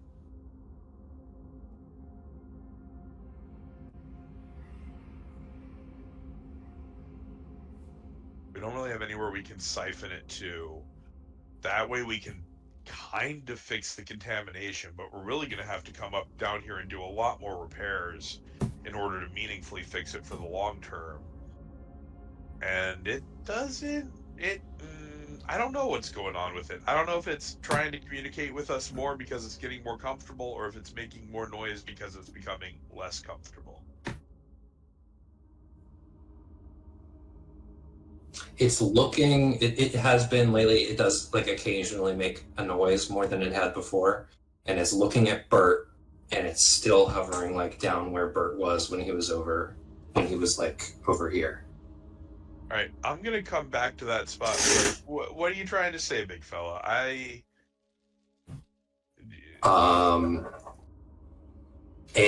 filament of crystal, like fiber, like those lights that have, you have a light at the bottom and the light goes all the way through the fiber tube, like that color of kind of reflective white fiber shoots out of the center of the eyeball into Bert's head.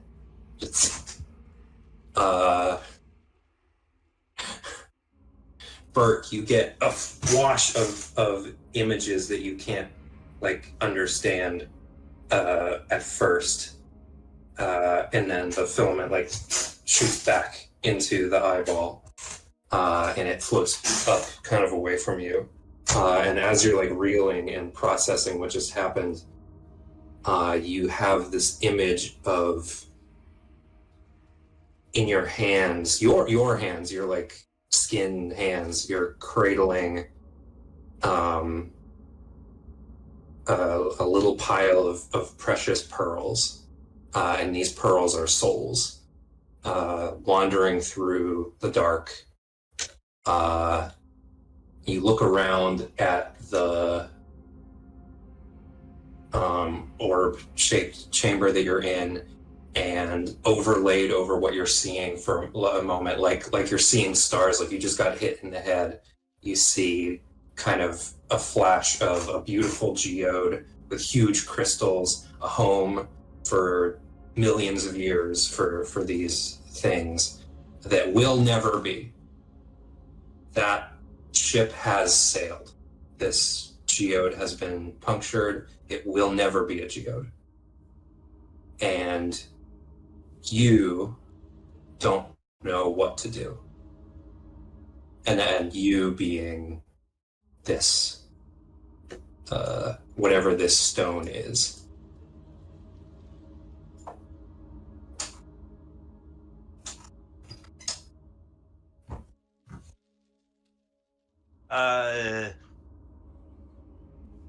Any of you guys got like a, here, I'm gonna pull out my alchemy kit, and I'm gonna rig it up to start collecting the fluid that's dripping from the ceiling, the heavily mineralized water, and be like, do any of you guys got like a really nice pouch? So, all right. I need you guys to bear with me. This is going to sound a little weird.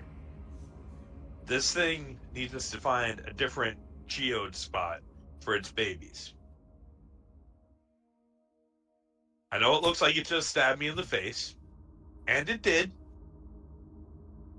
But that, I think, is what it's trying to say. So what I'm thinking is I'm going to get some of that fluid, and we can wrap those things it's holding, and I'm going to point to the things like where it's holding them, and I assume that they're somewhat more accessible to me.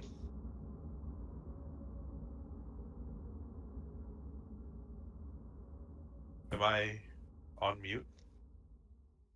What was the last thing you said? I assume the eggs, for lack of a better term, the pearls, are somewhat more accessible. We'll collect one of the little eyeballs pokes out from the bottom of the stalactite. Yeah. They're still in there though. We'll collect those once we have like a fluid thing, and then we can put them in a bag of holding, so we don't have to worry about breaking the container they're in. And then we'll have some time, probably adjacent to getting the rest of this done, but we should probably find someplace above the grade of the sewers and away from this, or get rid of the trilobites first and put them in a different spot. But that's what this thing seems to want. It was building a home for those things. I think they're its eggs. I don't know. And then the trilobites fucked all that up.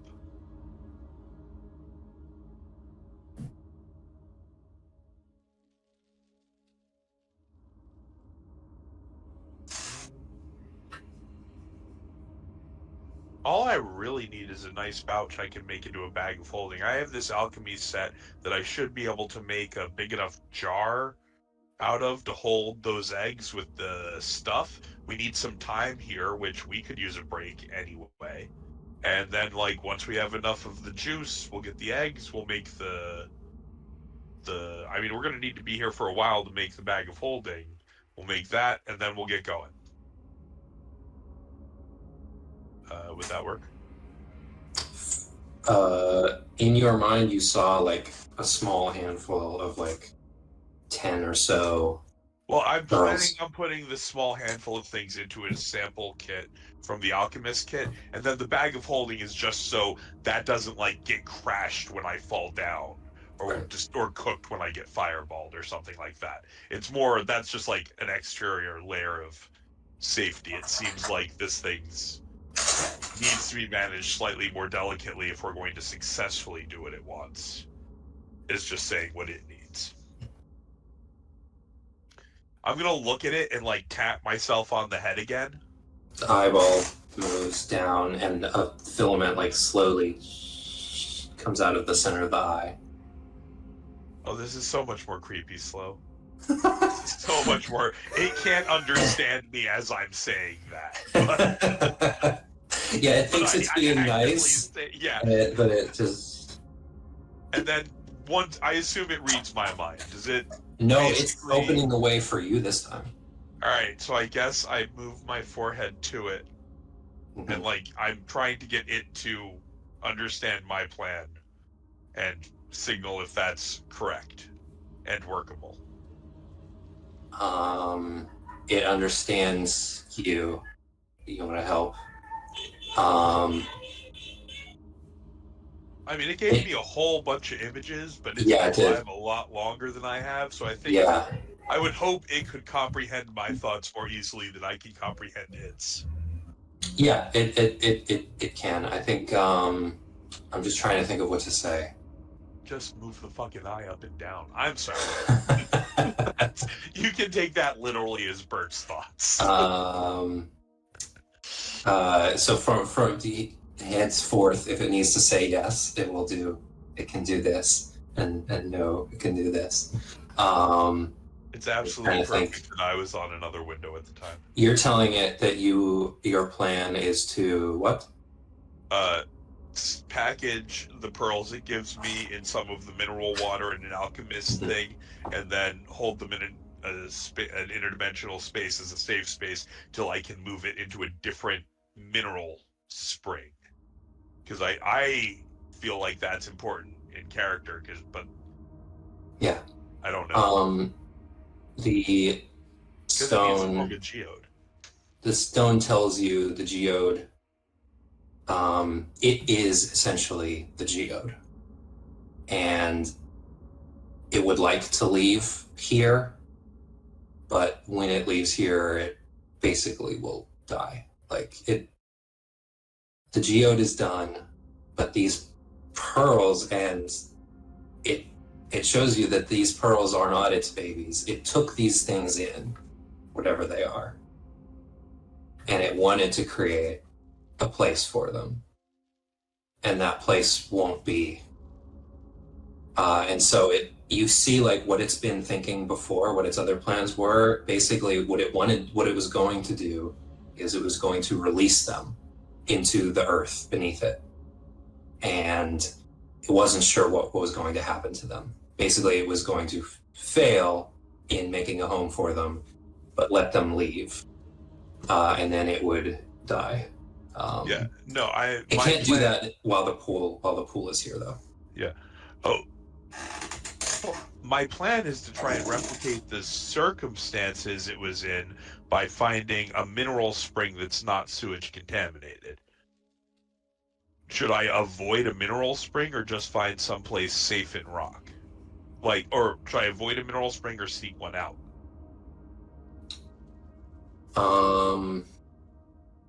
I can even just directly make the image of the mineral spring and look for approval or disapproval.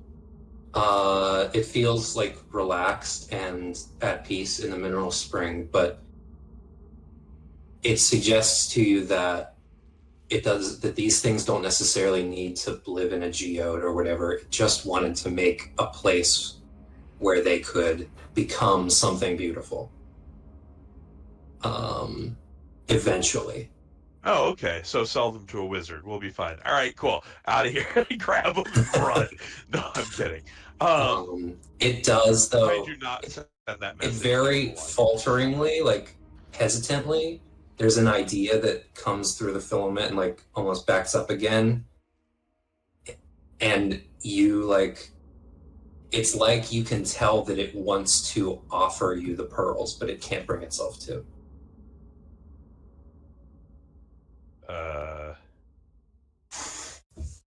Oh.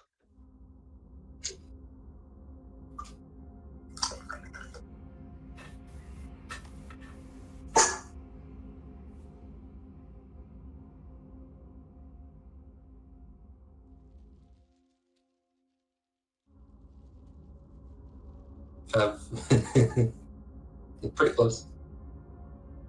Oh yeah, no, I figured it would be.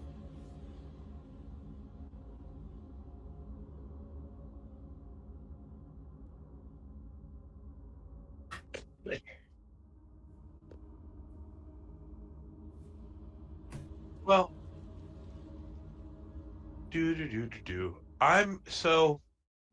that sounds like a great idea. As I'm setting up my alchemy kit to collect the mineral water to store the pearls in, I'm also going to be making like little clumps of like stuff that'll like, when it lights on fire, maybe like produce acid. That's a real idea. That's not just like, that'll eat through rock that I can like sort of put places like Play-Doh so that so that if there's, how can I put this? Difficulty. And I'm saying this out loud, not connected to the tendril, and I'm being very circumspect, and you'll notice confusing in the language. If there's difficulty, we have, how could we say, options at the time of collecting the things that we're talking about. Comprende? Humanoid things? Surface dweller? You guys? Groovy? Yep. Right. We might have issues anyway, even though it's being chill right now. And yeah, so we're gonna do that shit.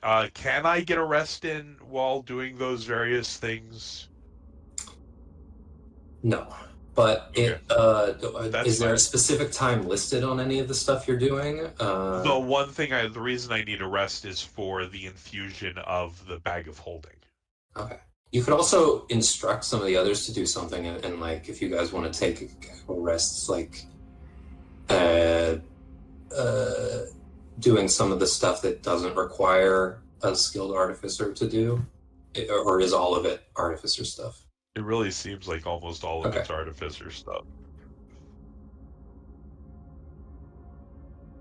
I will say this room is much more peaceful, and like it feels like you could get a rest in here as opposed to the sewer. I'm assuming they'll get a long rest or whatever, however much time it is. I also already have a bag of holding, so we don't really need a second one. I was just thinking about making it so we could change who is carrying it without meaning need to give away my stuff, but I could just transfer it later. So we could probably do this over a short rest. Yeah, I think so. Unless one of you guys like, okay, no, if then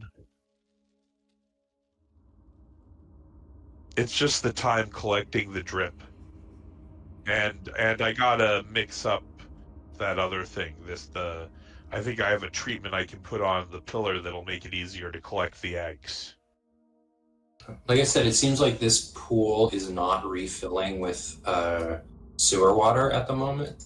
Oh, that's no longer even really an issue because we're going to collect the eggs at the end of the rest, which will probably make that a dynamic situation.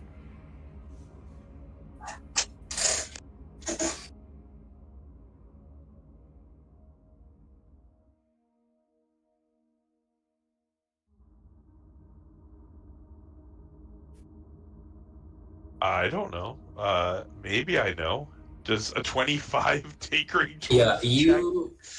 After a short rest, you might like it'll be fine for a couple hours. It'll be fine for a couple hours. You could get a short rest easily. You took a long rest down here. There might be like they might send somebody down. Like, what's going on? Our like auxiliary pump station is overflowed. Like, you know, it's not gonna destroy the city unless it was off for. They'll do something before it causes permanent damage. Oh! Cheesy Pete's! This was the thing I did last session. I should also have a familiar. Huh? And I would like to, in an ideal world, use one of those things that's an eyeball with bat wings that's friendly, that's native to the Underdark, and just like reskin an owl familiar as that. Okay, eyeball with bat wings. That's cool. What are they called? It's a first and second ed monster that's like friendly and well established. And I just don't remember the name right now. I like Gloomwing. This also sounds like a Sounds like creature. Pokemon. Gloomwing is some kind of moth creature. I don't think that's it. Yeah. Gloomwing moth? Exactly. Yeah. Oh. They're winged moths. They're friendly. They don't really bother you. They like. No. This has abilities and attacks and stuff. The ones I'm thinking of don't have abilities and attacks and stuff. But anyway, basically an Underdark moth thing an Underdark bat. But skin a owl. I want to have the owl check around, fly around. Sure. I think it might be an eye-wing. For now, the crunch is more important than the fluff. Okay. I want to have that thing fly around the available space and see if there's any more big deposits of the trilobites right now. And I want to send, using a combination, since I'm not getting a rest, it's a matter of like using my action to look through the thing's eyes and send Ernie around to spread the remaining vibro dissuaders to create an effective grid over the available space.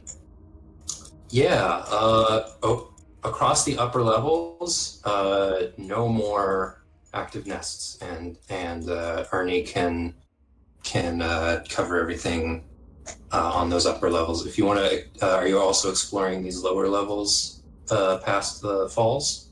Is that our current remit? I mean, can I send the? I want to say, yeah, I guess I am. The bat creature? Yes, but I want to point out I did the owl skin for the ability to move through things without provoking attacks of opportunity. Dark vision also is appropriate. All right. But that's why I'm using that crunch, so I don't I don't want to get super bogged down in the owl is better, is like one of the best. It is the best. There's no familiar option that's as good. Oh man, just kind of makes me want shocking grasp. Yeah, it's definitely unfortunate because it means that you're either taking the owl. They just shouldn't use animal stats. I don't know if I agree with that approach because that's basically what they're trying to do to the druid. Yeah. But the animal stats in the book aren't built to accommodate. Charactering. Sorry, team.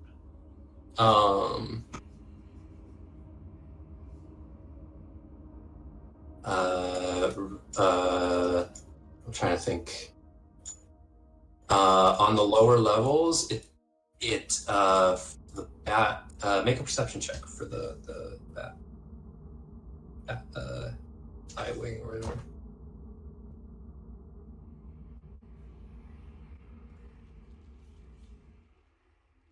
I might just reveal it. I'm trying to decide if I want to just reveal it or describe it.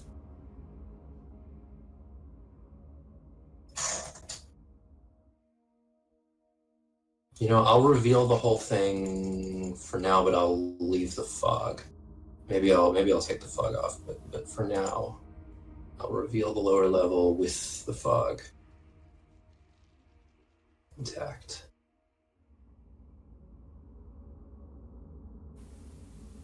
Oh gosh, there's a whole lower level? Wow. This is a huge map. Wow. How big is... So I'm not sure. The bat I initially got out of the thing had no proficiency bonus for perception, which feels wrong, but I'll go with it. I rolled twice because it gets advantage where hearing is relevant. Right, it has like echolocation and stuff. I'm pretty sure it has some sort of... Even through the fog, it can get the, because of echolocation and stuff, it can get the space, like the spatial stuff perfectly. It knows exactly. And I see at least that. With its eyes, it can see the sources, all these sources of light from what you would recognize as the blooming pits. This main chamber here, where all the water runs to, is where the waste is sorted and processed by Bezi, the golem.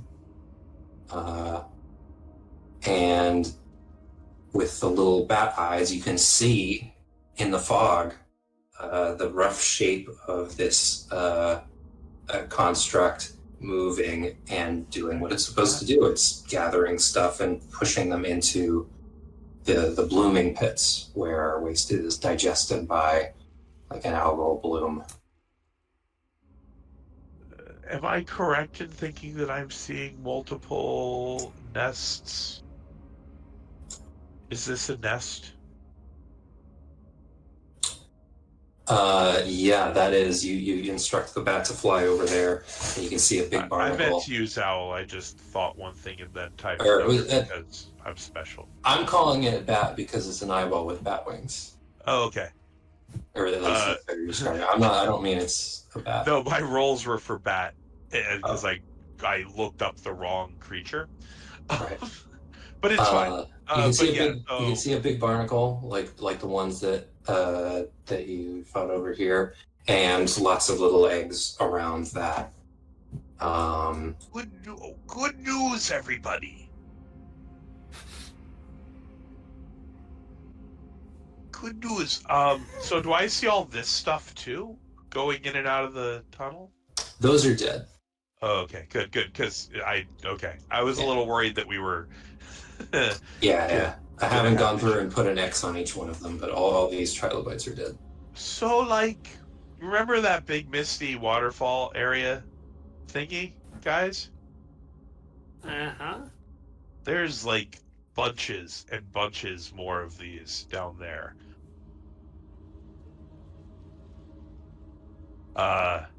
We should probably go look in on that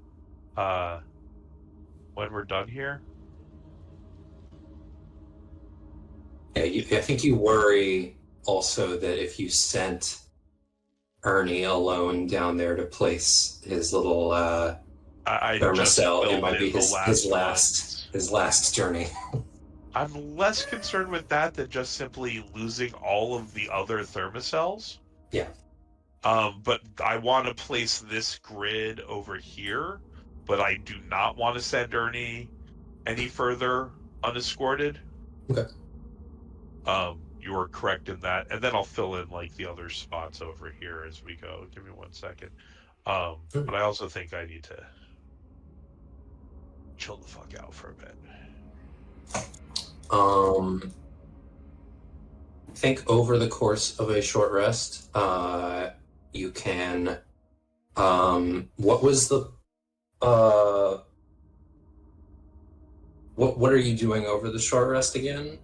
You're not draining the water. What are you doing? I'm collecting some fresh water to put the sample to store those in. Basically, okay, some of the and like I'm the manufacturing. Yeah, and I'm manufacturing silly putty that I can stick to this. That if we light the whole thing on fire, it'll make acid and burn through the rocks. So that like we're basically have a prepared attack against this thing if/when it attacks us for trying to collect its pearls. Okay. Or if I can make little bombs, I might, but I'm gonna have to be right next to them. And there are things that like a putty that when you burn it, it makes acid. That's a real thing. Yeah. I don't know the chemistry enough to tell you exactly what, but I assure you, I have seen it on YouTube. There's a lot of acidic like mining techniques in the Underdark. I think they've figured out a lot of different ways to get through stone. And then I guess we're just using. I want to use some hit dice, and then I want to fight this thing, and then we're gonna have to theoretically maybe fight a whole bunch of other stuff. As you're doing this, wait, what thing? That's yeah. So it wants us to take its babies away, right? But it's a little worried it's gonna have trouble letting us. It seems more like prepared. From what you got, it didn't seem necessarily like it wanted. It was like it just like the idea of doing that was. It does seem like alien. It thought that was the best thing to do, but it also like couldn't even bring it up itself as a suggestion. I thought that was just such a like when you go failure. to take them, I don't know if I can stop myself from petrifying you kind of thing. I mean, I suppose it could be that. You're not entirely sure. Yeah. Contingency plan.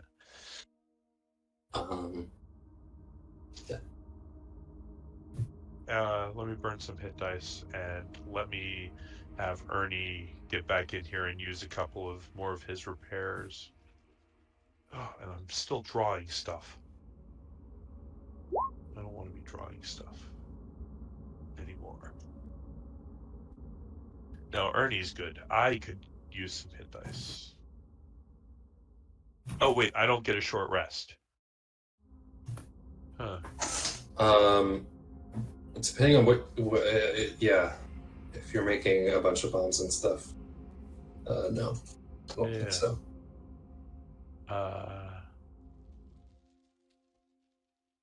Oh my god, I'm using up so many spell levels. 14 more hit points. Good enough.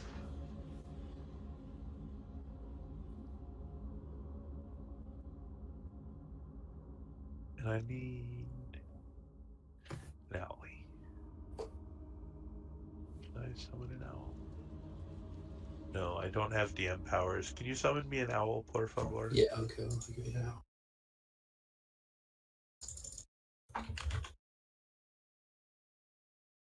What type of attacks do you guys have?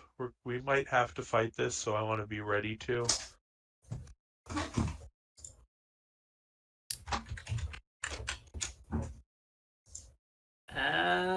Malthar discreetly waved around his crossbow and or dagger. Okay.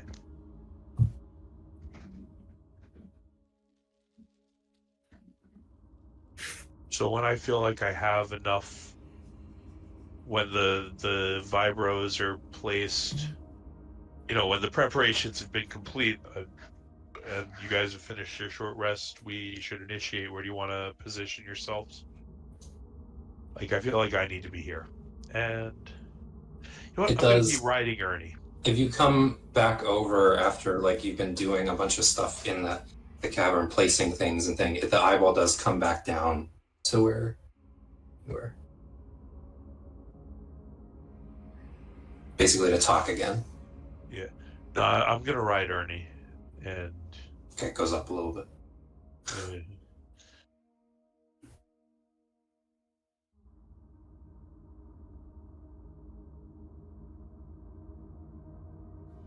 Are you going to commune with it again? I'm waiting. Are you guys ready? Yep. I mean, does it have a little I'd rather not. I'm gonna try and reach and like just sort of gather the pearls up underneath it and see if it can release them.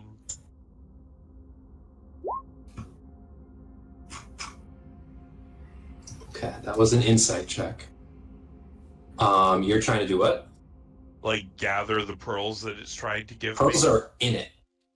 It has not tried to give you the pearls yet. It considered that as an option. But you didn't ask for the pearls. It's like it basically was like maybe this is the only way. Well, for I'm you gonna to take the pearls, but if it's letting me touch it. That was last time freely, you could. Yeah. Is it letting me touch it freely? Yeah. So it's like keeping an eye on you. But yeah. And to like look, if I go to commune with it and it can read everything I'm thinking, I'm fucked anyway, right? It doesn't seem like it can read everything you're thinking. Exactly. So before I go to commune with it again, I'm gonna use a moment to spread a bottle of oil all over it and all over those charges. And then I'm gonna try holding my hands out exactly as they were, as close as I can to the image it conveyed to me of giving it to them. I did ask it again after that if that was an acceptable plan, remember? Oh, I don't remember you asking that. Remember, I reconnected it, and the slow time it reached out, and I was like, this is so much worse. That was what I was... Oh, okay. I think that was the time. Okay.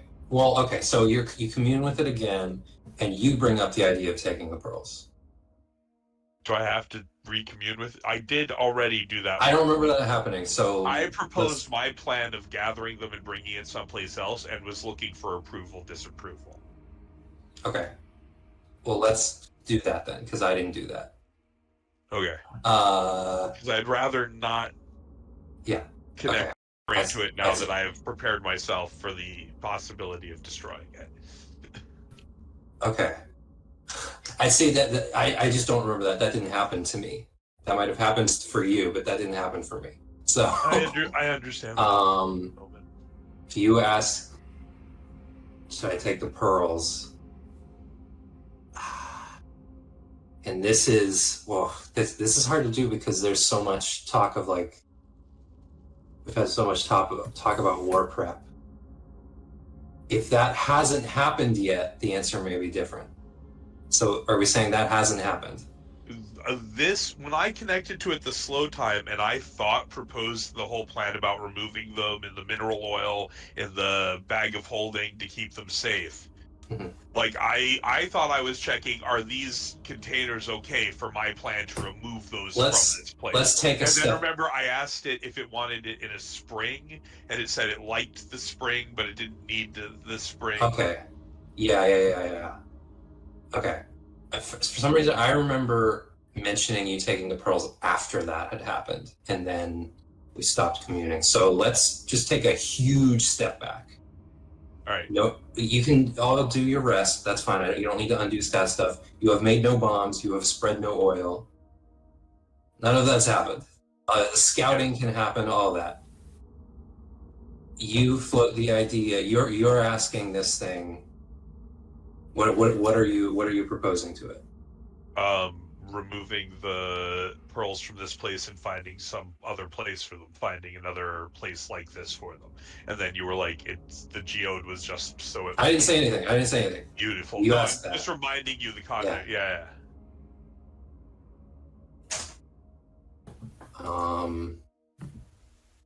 It seems to like pull away for a bit, and there's like a conversation happening inside of the stone column.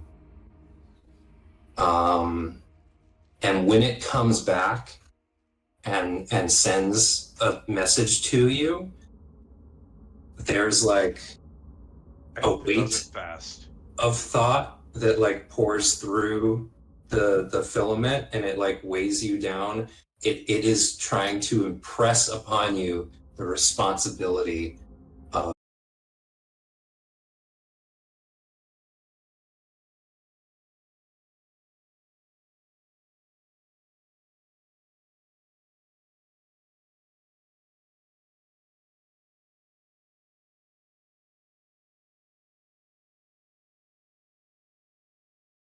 real important for biologicals. the filament retracts, the eyeball closes and sinks back into the stone. And it petrifies me for my sewers polluting its home. Some lumps towards the center kind of slide, and it creates this like cupped shape in the stone, and there's a little ring of pearls, and I'll reveal. I'm gonna share a handout to you. Oh, and I didn't even have to do any major demolition.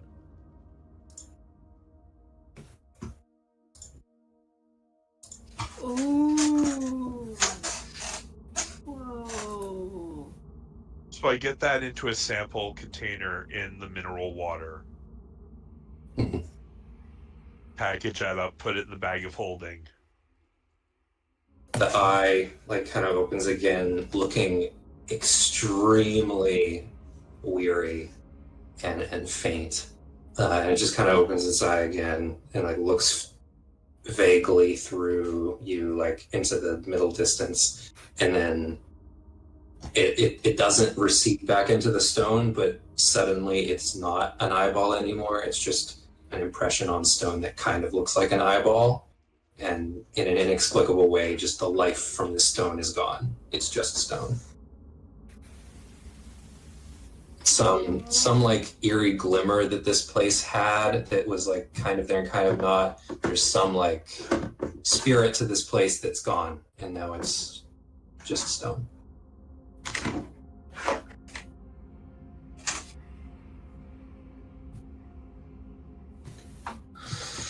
Let's take a... Should I have worn it as a ring? It's in the form of a ring right now. Yeah, it's like a little ring for like a size for like a small creature, but a larger creature could like put it on their pinky.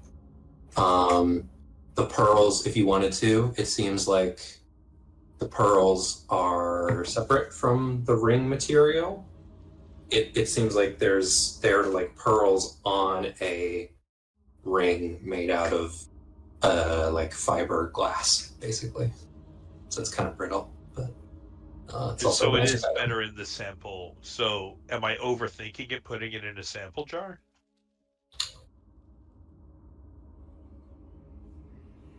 I'm not sure, because you don't really know how this thing works.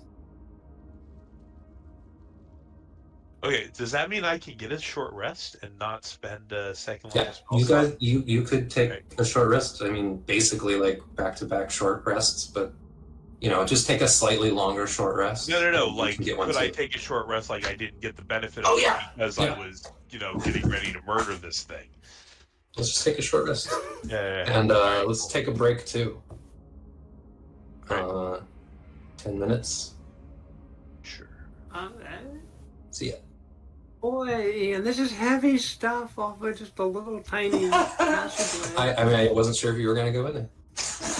Yeah. Sorry, I've been chewing the scenery so hard. I will try and not main character too much the rest of the session.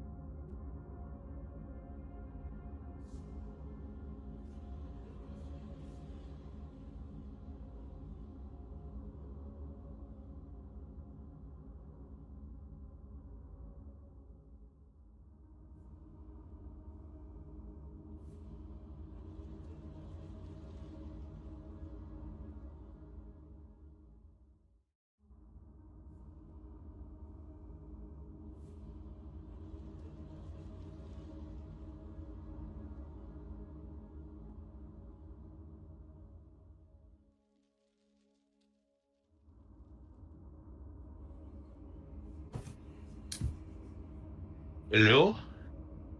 Hello. Hey. Yeah, all 3 of the squirrels that I've thrown so far have destroyed. Instead of leaving anywhere. They've all flown up. Oh, I thought you meant like they hurt you. I don't think they... Well, I saw a video where it was like, throw one and then move 20 spaces and throw another and then see how far you triangulate. And I thought that you only needed 2, so I got to 14 and I tried that, and they both just destroyed immediately. I need salt. I've never tried to beat the energy. I got to the end once. Like, I mean, I knew about it. I knew how to do it, but I stumbled upon a fort that was like accessible in the ocean. It spawned partway up in the ocean, so it was easy to find. So I built that last week and finally have with the older books on display as well. I don't know how well you can see that. Theoretically, this is 1080, but that's very theoretical. Yeah. I have a lot of milk crates in my room. And that is not only... See, part of that is that it's the second ed books, but part of the key of that is that I would say a majority of those belong to my friends from high school, including absolutely 100% the milk crate itself. Right. So really... They could just take the milk crate if they show up one day. How it boils down is I won that D&D group. You won it? When the high school D&D group breaks up inevitably, one person emerges the victor. Yeah. That is my trophy. So, you guys like communally bought books for the... You know, like one of the... I don't have all of the books everyone bought, but it's like one person buys the Tome of Magic, another person buys book A through F of the magical items books, which are not up there, but I actually have like most of them. I don't know where the hell those are. Those are like in my basement now, hidden in the corner of some box. It will never be seen again until hopefully they're collector's items at some point in the future after Hasbro has destroyed the band and enthusiasts have picked it up. But yeah, so, and also, Ski and Ian, you've never seen my office. Yeah. As you can see, I am in heaven. Yeah. The afterlife is okay. I think I'm in like Antarctica or something. I've got like this weird cold blue. I think the bottom of a glacier. Yellow light behind you. Yeah, and sunlight coming in from here. So I think that's what it is. Yeah. All right. But I'm going to eat food, so. All right. I'm gonna switch the tracks. Hide my shame. I need salt for this mac and cheese.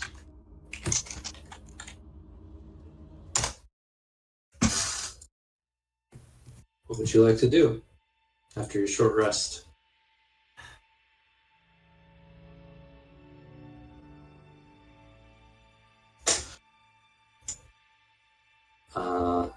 Ernie's given you like a lay of the land down here. You can see the shape. I know I said I would stop main charactering, but I have a proposal for the group that is not really the DM's decision. But since the rest of it, like we have this whole area up here is covered in those deterrence chimes. We have this thing which we could spend a little bit of time figuring out what we need to do with or not, and we have a much larger fight ahead of us that should be somewhat contained by the deterrence chimes. Do we want to go back up to the city, re-equip, take a rest, yada yada, before we go over the waterfall, or do we want to just go over the waterfall on a short rest? Huh? You did know that. Yeah, you did know that you have I just like. don't know that I can eat this much mac and cheese right this second. Well. Also, don't make promises you can't keep for main charactering because you are the sewer guy, and there's more sewer business left to do. So.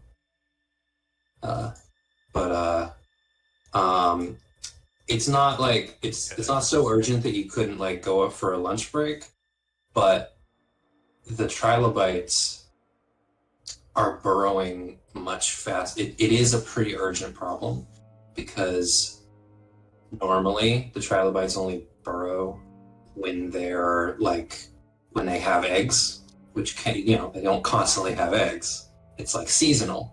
They do it at low tide. What's gonna every happen? 6 months, and it's a problem. But because of the parasites, they are constantly covered in eggs, which they believe are their own, and so they're constantly burrowing instead of once every 6 months. But part of what I'm concerned about is we need to open up those other channels again, like when the short rest finished. Yeah. So whatever happens, right now we got to go open up those things.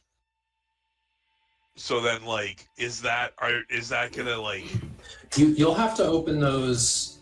Gonna force us to leave? I was saying you had a couple hours, so theoretically, if there's only some routine things like some maintenance, some more extermination, you feel like maybe you could get that stuff done and have plenty of time to go back and turn the stuff on again. We're just talking you might not want to spend the night with these things turned off. Right. What do you guys think? Should we go fight those things now?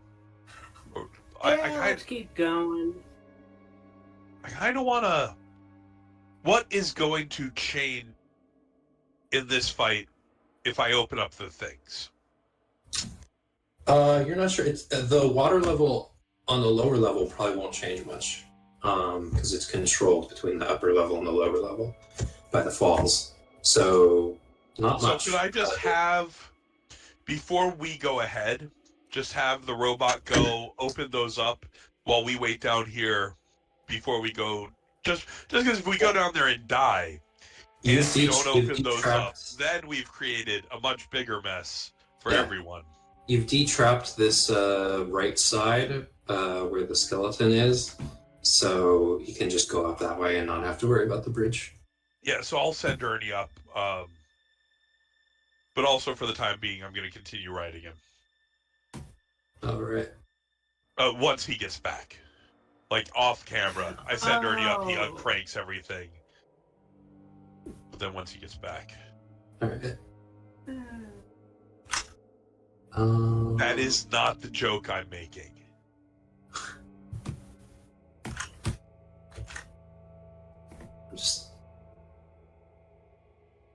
I thought you were gonna send Ernie all the way up there while riding him, so that he can turn back on the valves, and just riding him all the way, just because you could. No, I'm trying to take advantage of the action of him going immediately after me, and then his he has a reaction he can use on everything within 5 feet. And also my distance is slightly shorter, so it does get me up to 30-foot movement. I'm kind of abusing the rules a little, and I'm pursuing the common trope of goblin riding a leg suit. The water level has been restored. All right, well, we might want to lower that again if we're on the way back, just so we don't have to deal with old Pete. Although we got to kill old Pete. Old Pete's got to die nowadays. No! You're going to have to find old Pete. Old Pete's not coming after you guys again. I didn't say that was a today problem. Oh, am I still poisoned? No, they could last for an hour, so you're good.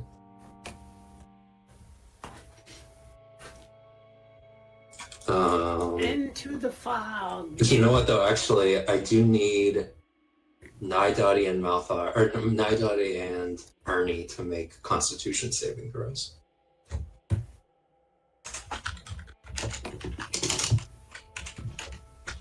Ernie? Oh, not Ernie. Sorry, Bert. Also, if I can get a token for the familiar. Oh yeah. Yeah. Let me do that real quick. You said a con save? Yep.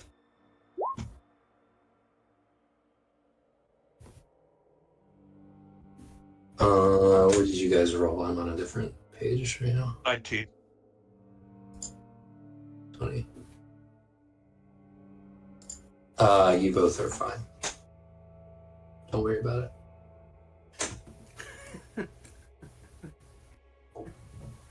Anything. This is a sewer plague.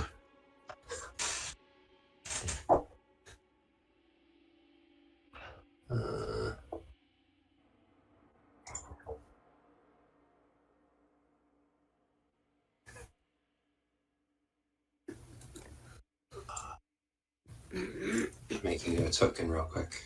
Yeah.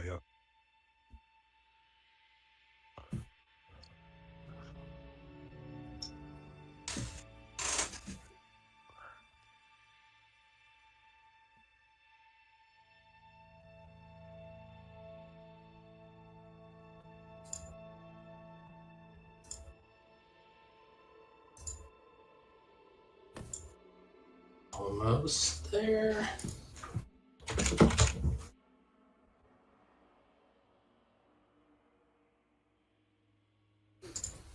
Oh no, it's okay. I mean, I think we can go down either side, but I'll follow you.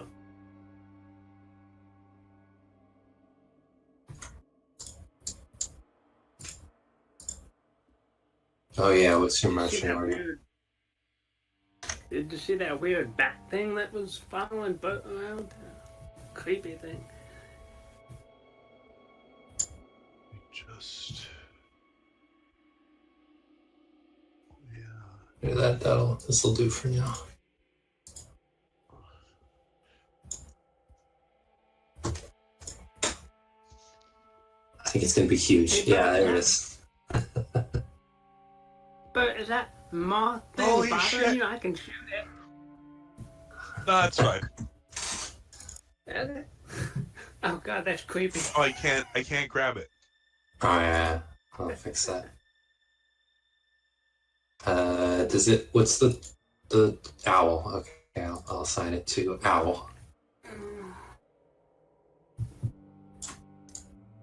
Are you sure it's not gonna like suck our blood or something? It looks like a. Oh, you don't have control over the owl sheet either. Sorry.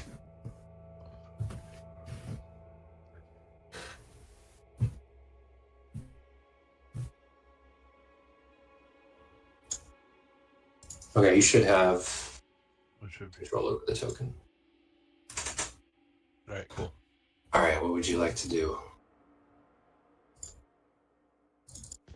Go home and get warm. Have soup. Yeah, but what must you do?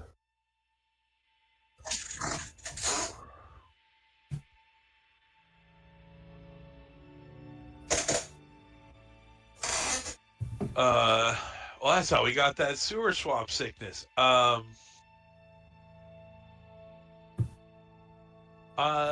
Before we get started, I want to send the owl back to swoop around and sort of give us a view of like where the thingies are, and Yes. I'll look up the stats on one side.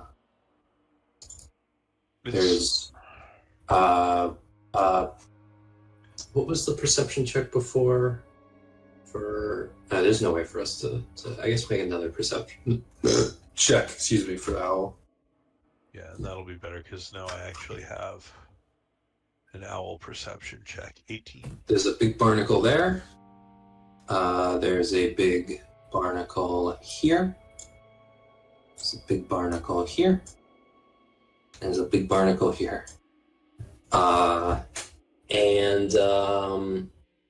You can. There's more like reddish glows coming from around, and you do notice something's not quite right about the blooming pits. They usually don't glow red. They do glow, but they look a little different. You can barely see Ezzy though. She's just doing her thing, slowly sorting stuff. Does she sound all right? You only hear the movement of water.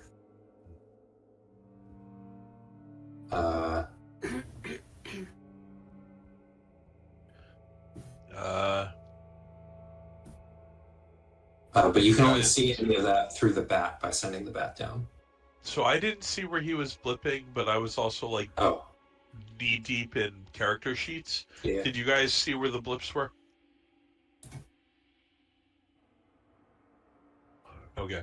Yeah, you'll be able to see them once I move the fog if you go down there. I can also mark them if you prefer. The one that I'm clear on is over here.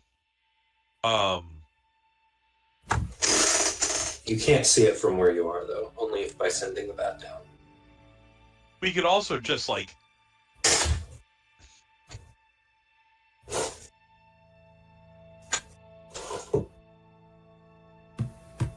We could try and drop some of those agitators on them to try and get them to collect into the swarms and come at us more. What do you guys thoughts? Oh, I need to look up. I mean, the individual barnacles are pretty easy to, like, smash. I almost think we could, like, split and cover up, like, the several barnacles between the 3 or 4 of us. Does occur to you, Bert, that one of the things you were told is that you were supposed to check on the golem because there was a backup. It seems like the golem wasn't doing her job, but seems like. Ooh, where's the backup supposed to be? On the other side of this chamber. Can I try and fly the owl over there? The familiar. Let's see if I can find the backup. There's 60 feet. There's a backup. Just a mound of waste that has not been. Solid waste is not supposed to make it to the end of this chamber. It's supposed to be sorted into the blooming pits by the golem. You see, I thought you meant a backup golem. No.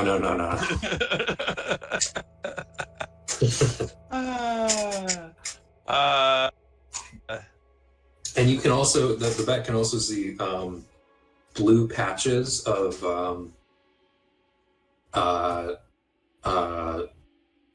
the stuff that's in the blooming pits.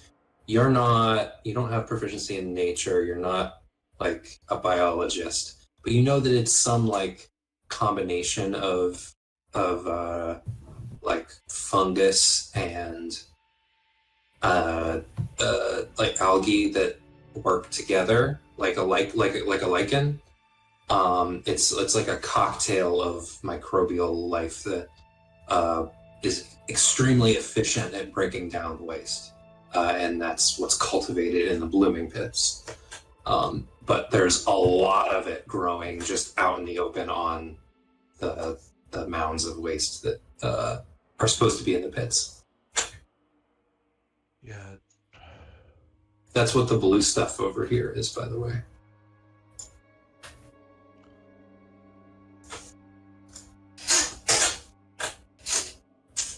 Yep. So what occurs to me as a player is that all 3 of us have ranged weapons. Yeah.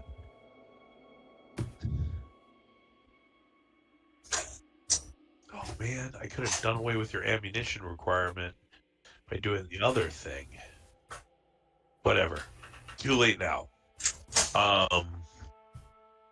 Do I have... No, I can't make that excuse up. So, why don't we, I'm gonna activate... I'm gonna modify another one of those thingies, the disturbers, to be manually triggered. Gonna give it to the owl and have him just trigger it and drop it on this. And see what happens. On what? This. Okay. Flies down out of sight from all of you. Are you watching through the eyes? Well, it's... Eye. Has one eye. 40 feet away. Yeah, but it's down, and the ceiling goes down with the stairs, and there's also thick fog, and that's also around a corner. So there's I just noticed there was a light thing right You can here. faintly see the light peeking around a couple corners, but there's just no straight line of sight to the big barnacle itself. So you guys think like I don't think we bummer. I was hoping to avoid that. Yeah. None of the barnacles. I don't think you get a straight shot from up here on any of them, just because of the way the ceiling dips down.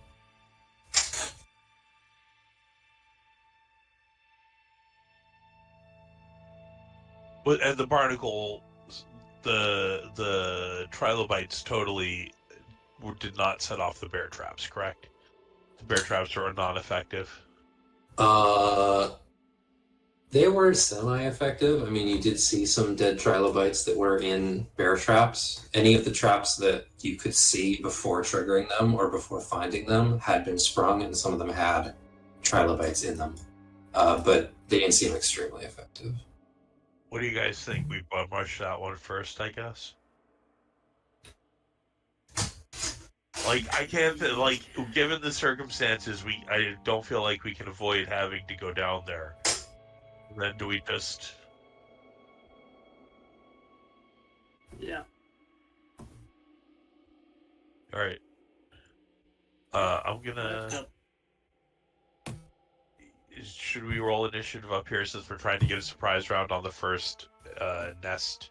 Not yet. You might want to get into a position where you can see any of the nests before that. I'll pull back the fog while you go down the stairs. I'm just going to plant the owl there and look through its eyes to see what we're dealing with from a relatively safe distance.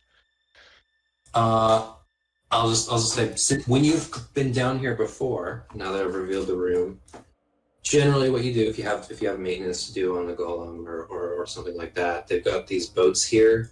The golem speaks. You would sometimes ask the golem, like, what's wrong? Oh, I need this, and then that kind of thing. There's also, these are auxiliary blooming pits, mainly just for keeping a copy of the microbiome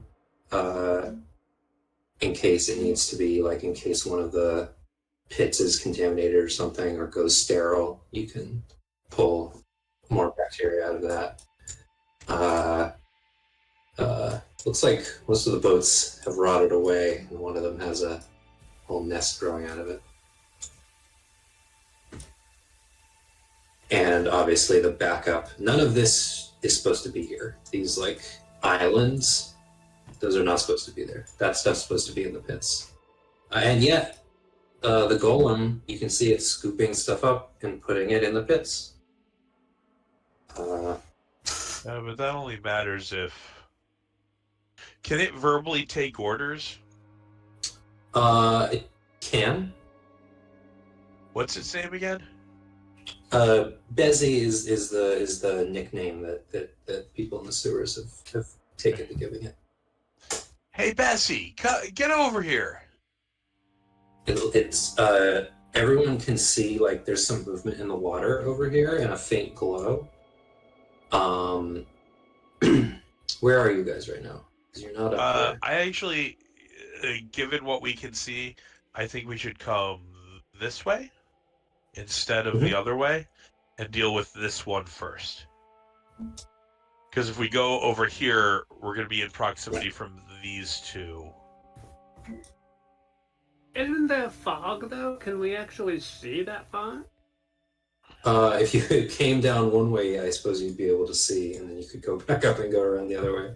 Well, I mean, the owl could fly around. Oh, the owl. Yeah, the owl saw. So I think we go this way. And, actually, I want to stop here.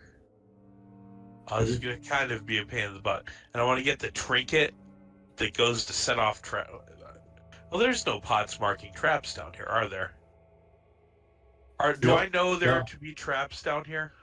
No, you weren't here when they placed all the other traps, so you didn't really know those ones either, but they would be marked. All unless the markers all fell off. Right. Yeah, then I But you think don't we head this way till we get a decent firing position on that one.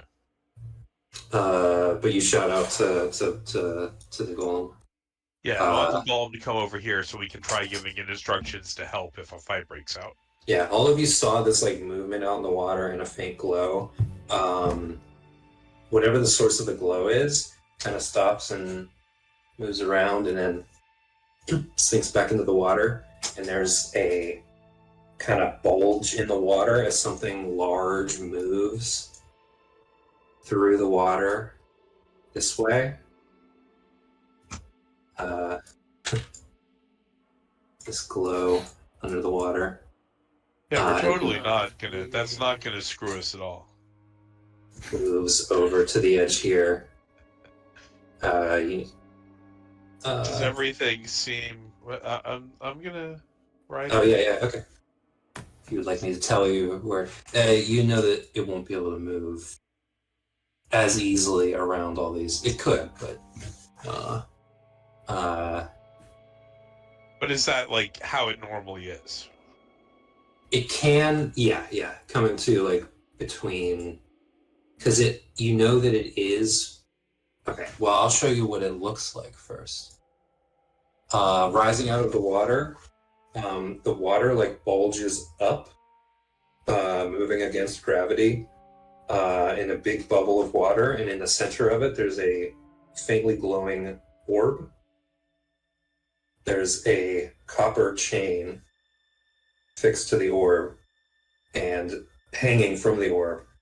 Again, this is all surrounded with water, and it rises out of the water. From the copper chain, multiple other chains branch off like tree branches, and all the chains in the water are they're surrounded by water that moves with the chains.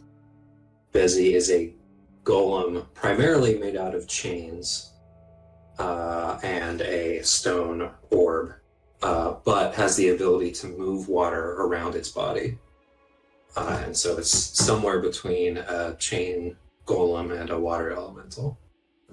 I just realized I should have been doing a scruffy voice this entire time. It's sort of what you did the first session, I think. Yeah. The golem rises up and says, "Hello, Bert.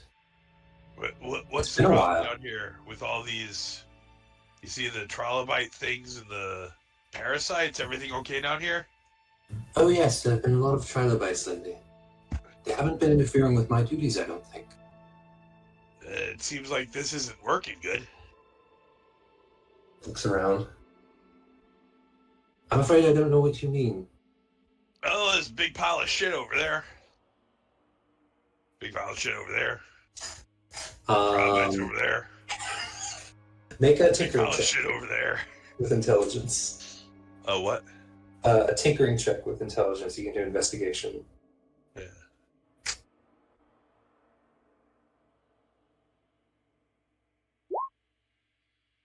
Yeah. You see something moving up the chain, and you see a trilobite crawling on one of the chains that makes up the central body of the golem inside the water. You see part of why the light from the orb is obscured is because there are barnacles growing on it. They got no brains. The golem says,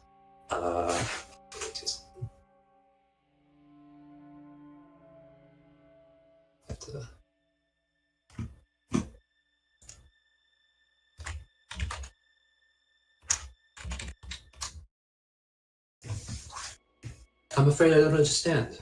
My duty, of course, as you know, is to sort the eggs into the blooming pits. And I've been doing just that. I do notice there's some other backup, but I'm not sure where that's coming from. It's certainly not on my end." Well, you go about that for a minute, and I'll call you back when I need you. You sound a little different from last time. I mean, Old Pete took a chunk out of me. Oh, don't be silly. There's no such thing as old Pete. I saw. I didn't think so. I mean, it's normal. It's normal. It's fine. All right, I will return to my duties, sorting the eggs into the blooming pits. Sinks back in the water, floats back to the center of the room, and starts scooping up many eggs, along with solid waste, but it's like 50% eggs, and putting them into the blooming pits, and you see this red glow coming from each of the pits around the room. So, this is normally the time where one starts considering things that would constitute war crimes.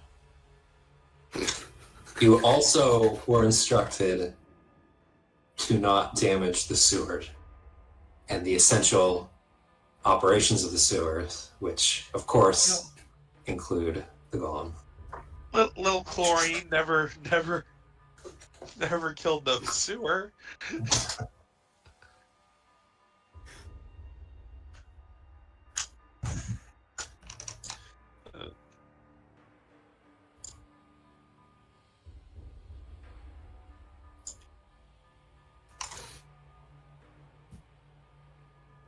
Well,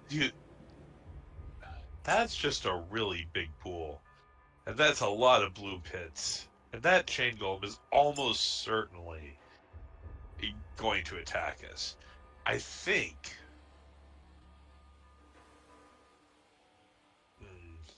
I think maybe if we could clear off the chain golem with your breath weapon? What do you, do you think you could... Do you think your breath weapon... How strong is your breath weapon? Let me get a whiff of that.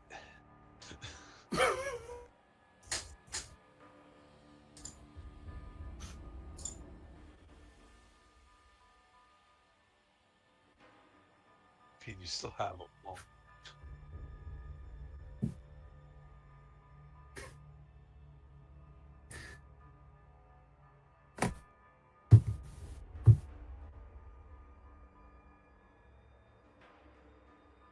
something my mouse is doing makes it look like Ian is shaking the screen in frustration. I'm pretty sure that's not yet. What would you like to do? You can feel the humming of psychic energy in this chamber now. Just a very faint static.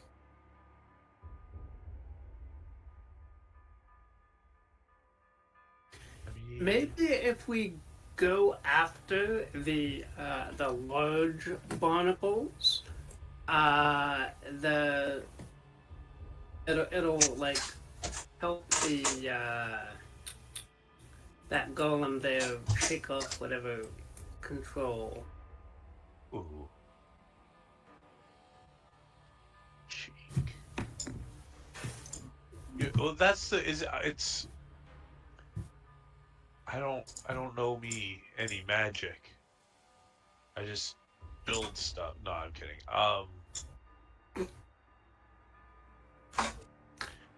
I wonder if we could vibrate the chain golem at the same frequency of these thingy bobbers.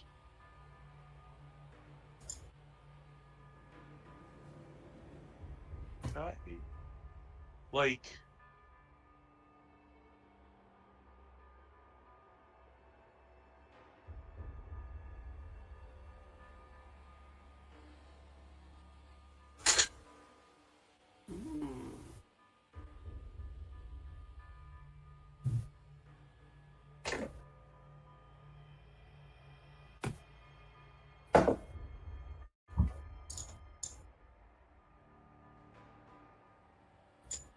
What do you,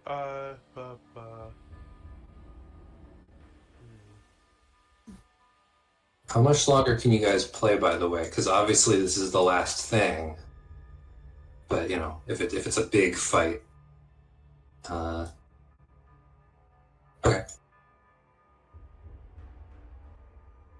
Yeah, because we started at 3. Normally I'd say probably end at 7. But then if we're going long, I would push that to 8.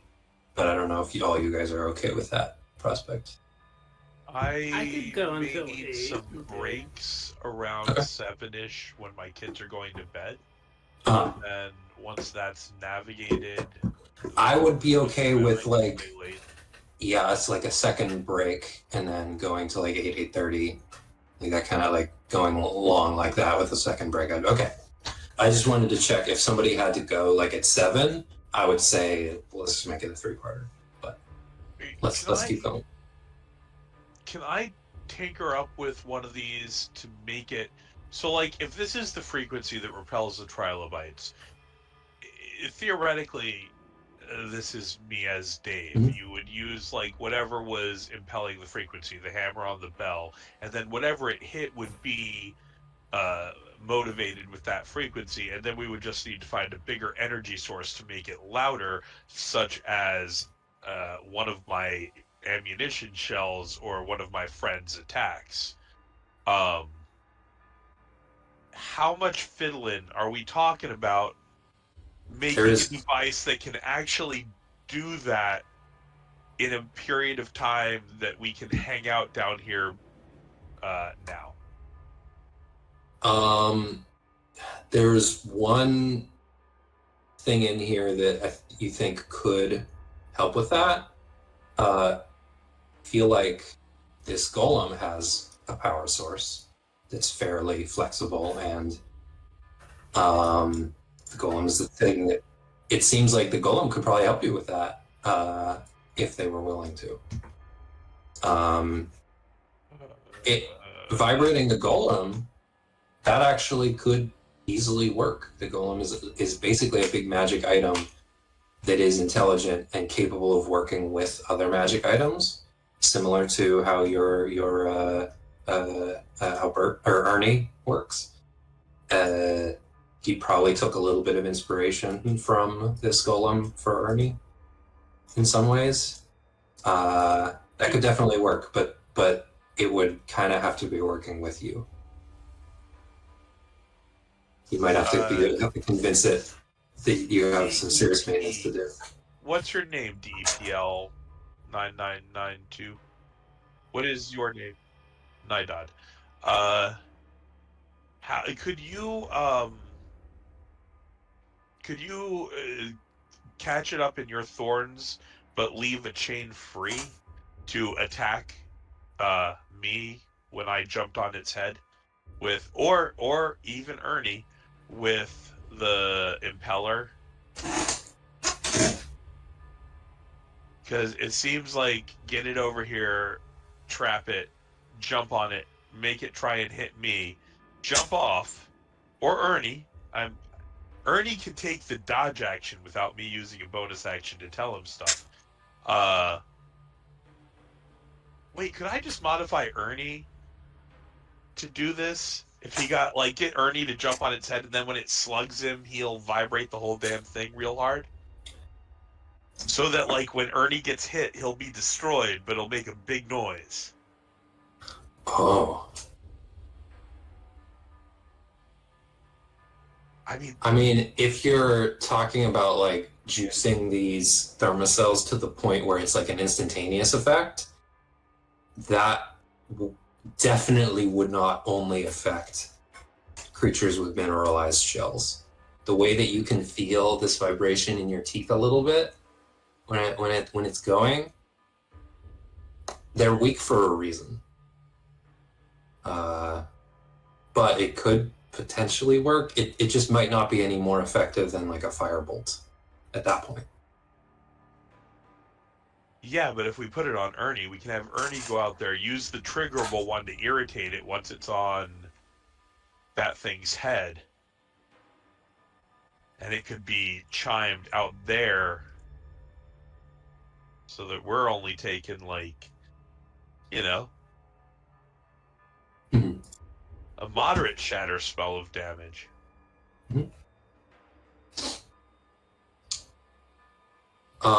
It could work. It'll be definitely a tinkering check on your behalf and some kind of check on Ernie's behalf.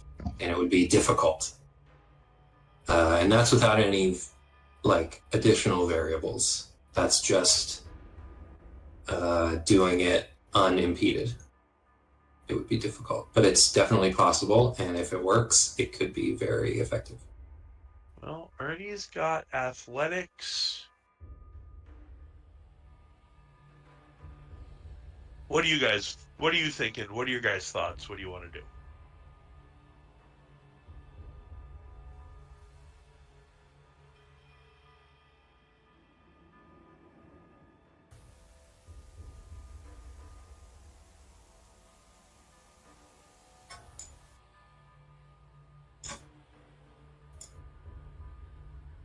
Okay, any alternative plans?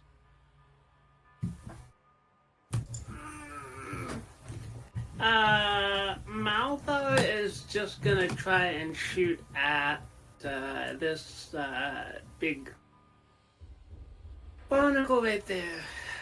Why does that have a clock on it now?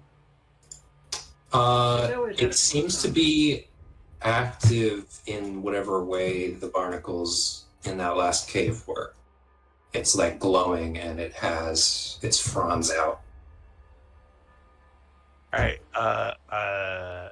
Well, Ernie, you've been. Let's see. All right. Let me do the tinkering on Ernie. Okay, and this tinkering is doing what exactly? To make it so that when Ernie is smacked by the chain, it transfers that energy modulated at the frequency of the chimes into the ball of the chain. Okay. Ernie jumps on the ball. It swats Ernie. It transfers that energy as the modulated frequency into the thing. Ernie will have to take, not avoid taking damage at all.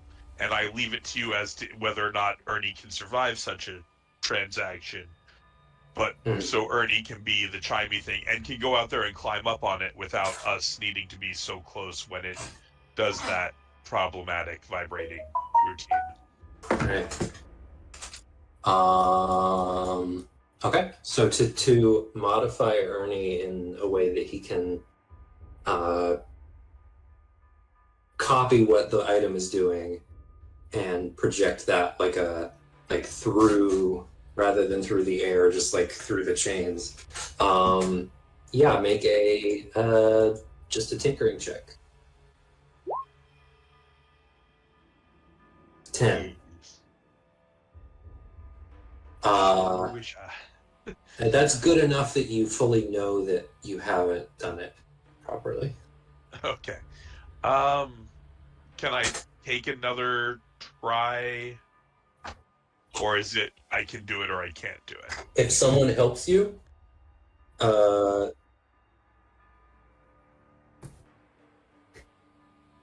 you have no idea what he's doing or how to do it. Honestly, I think Ernie could help you. And you can try it again, but it's going to be harder. It's going to be a DC 25.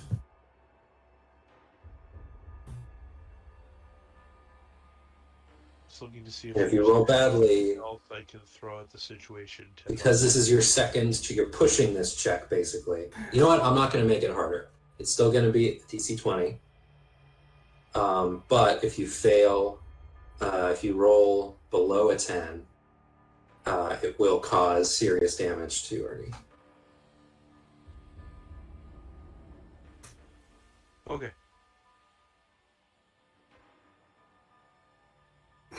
Let's see. I'm just looking to see if there's anything, but the infusions take too long to just try to come up with something to do. Where is it? Well, hello, Bert. Where's your character sheet?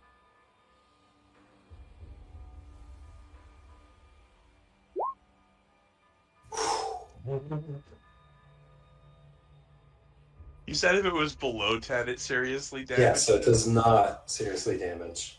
But it's still pretty funny. But he was helping. He was helping.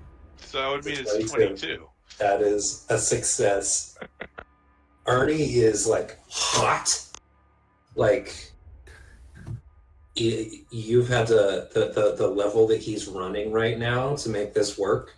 He's like, you guys back here can feel the Naidaadi can feel the heat coming off of him, and with your working gloves, you can't touch him for too long. It's like Right. if he runs like this for like 10 more minutes, he's done. Well, like, if he runs 10 more minutes, I will be extremely surprised. All right. So I'm gonna send him out there and like he only has movement rate, so he's gonna swim at whatever pace he can get there. Yeah. But I want him to like sort of climb up and try and get on this thing's head. Arnie, what are you doing? He's just climbing you to examine your head. It's okay, hold still for a second. This is highly irregular. It is highly irregular, but he needs to get right up on top of your ball up there. Please don't interfere with my duties. I must sort the eggs into the blooming pits. He's not going to interfere with anything. And per instructions, once Ernie's up here, he'll trigger the small triggerable chime.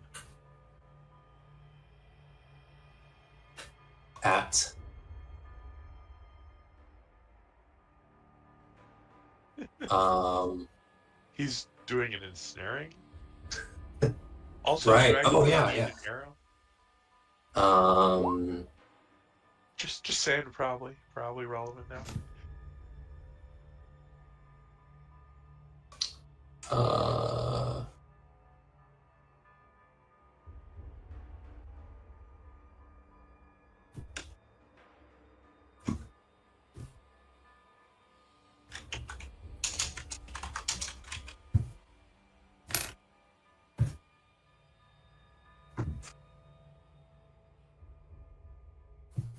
Yeah, let's roll initiative.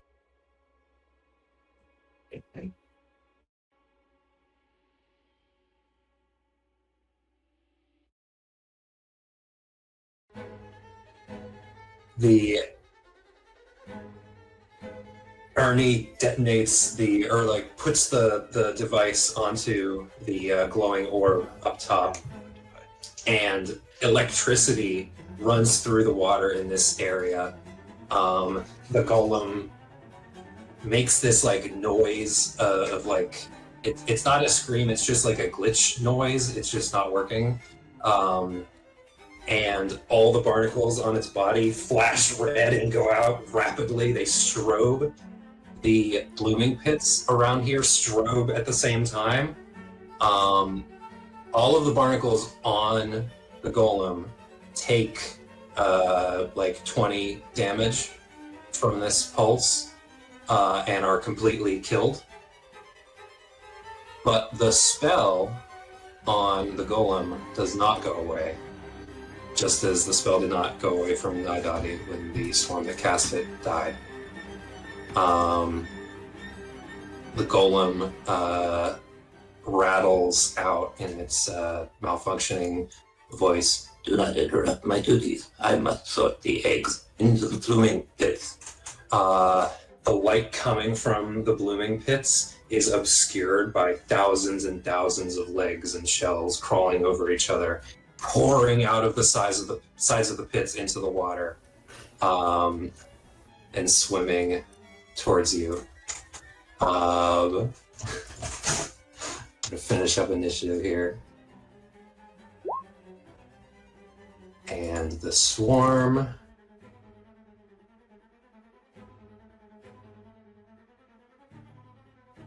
One more swarm, there it is.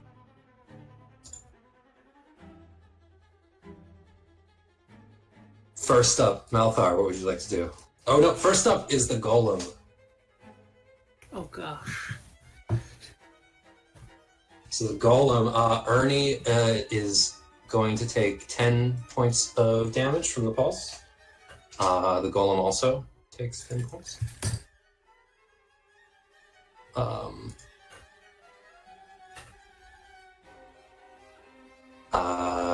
The golem is going to throw Ernie I'm gonna make that a slam attack.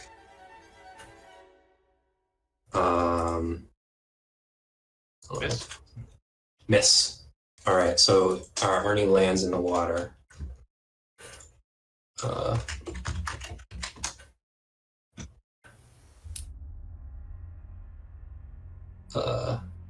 just do a D8 to determine the direction.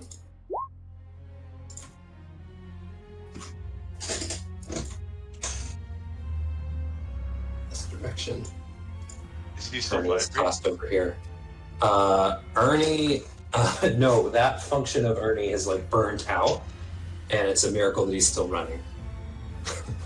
Yeah. He can return like partly cooled by the water. If he wasn't like in water, he might have completely overheated. But he's back to normal functions, minus 10 hit points.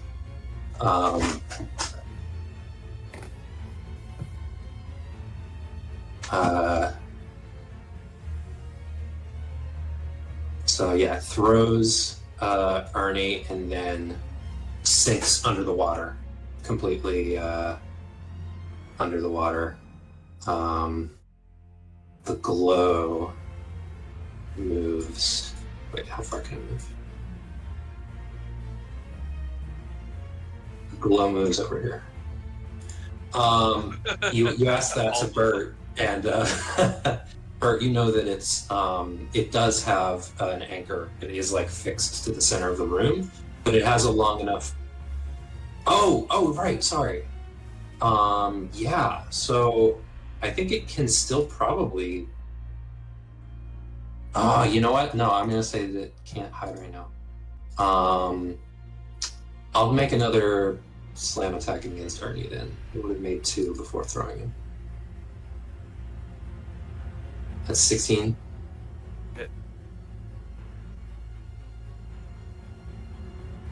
Okay, well, it's attacking first.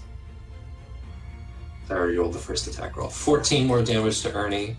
He actually doesn't hit the water. He hits this blooming pit.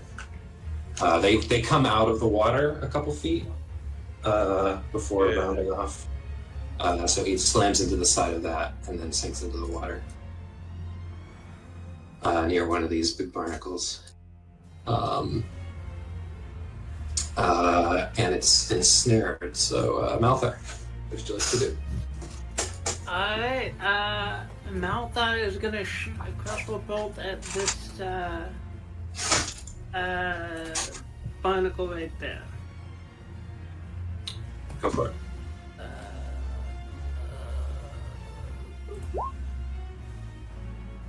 Ten. The swarm spawned about here. 10 does not hit. You hit one of the hard shells on the side. Oh no. Alright, Malthar's gonna go kind of back up the stairs here and just a bit over this way. And that's it for Malthar.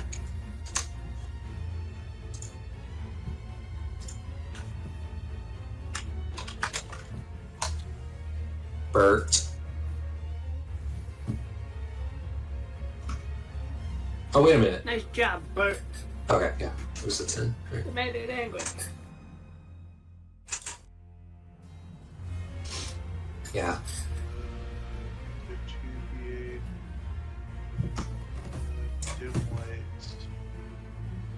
But Birdie already shied stim light, correct? Huh? Oh, this whole area is dimly lit from What the hell is this thing named? Busy. Bessie already shed stim light. Yes, and also so do all the blooming pits and all of the fungus. There's plenty of light in here if you have dark vision. Yeah, I'm just debating the course of action. And this is advancing on us, though, right? Yeah. So, Skeet, I'm gonna shoot the thing that's yeah, with my action, I'm gonna shoot first the thing that's advancing on us. Mm-hmm. That hits. 15 piercing. Wow. Non-magical? Yes. Okay. Is it still advancing? Yeah. Alright, then I'm gonna again. Swarm. So, no. Is that it? For my bonus action, I'm gonna have Ernie, because it needs an instruction. How far can Ernie move in this muck?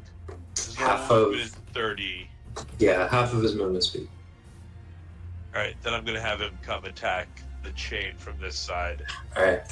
Actually, I want him to just grapple it right now. Alright, yeah, he can grab onto one of the like branching chains. It's like in its current state, the chains are like flapping in and out of the water in some places. It's like control over the water around it is like a little it's not working like it should be. Those branching arms, there's 6 of them close together up near the top. It has 6 arms, and then it has other ones further like down along the chain, but they're further apart, mostly just for mobility. But of its main arms near the top, it has 6. That does less good than I thought it was going to be when I look up what grappling does, but still, it's what I've done. We're done. Oh, and I'm going to move back here. And it's so big, I'm going to say that it would pull Ernie. Ernie would not. Yeah. No, the idea was for Ernie to grab a hold so he could climb up or get carried with it if it went to move. Yeah. Naidaadi. Yes. And as with any swarm in D&D, it's kind of all throughout this room, but I will just call this the heart of it. This is where its focus is. Because they crawled out of all of the blooming pits, and they're just kind of congregating on this side. Oh, so it's just a much bigger swarm.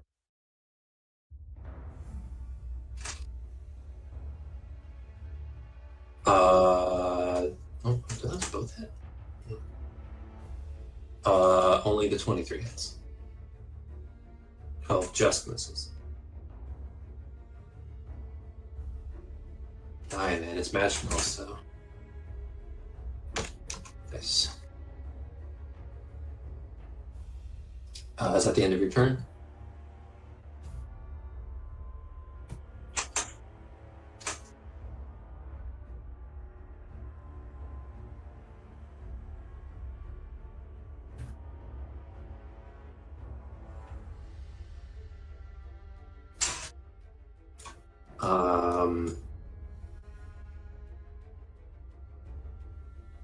As they get closer, that psionic hiss gets louder and louder and louder. Naidaadi, you need to make a wisdom saving throw. Hold on. Does sound right. I just feel like I have a memory of it. Yeah, wisdom. 14. 14. That's the wrong sheet. I think that succeeds. Yeah, that's a success. You feel that psychic hiss. It's like, and it's like pulling you forward, and you resist the command to approach. And it's gonna instead come up to you.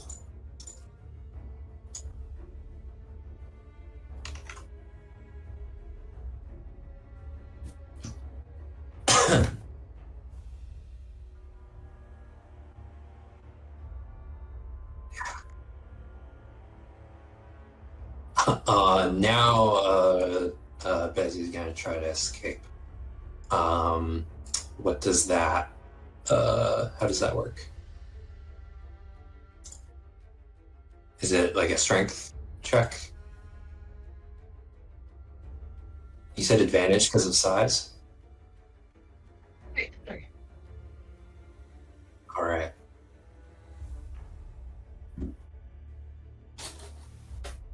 Did Bessie apply disadvantage. Oh, never mind. No.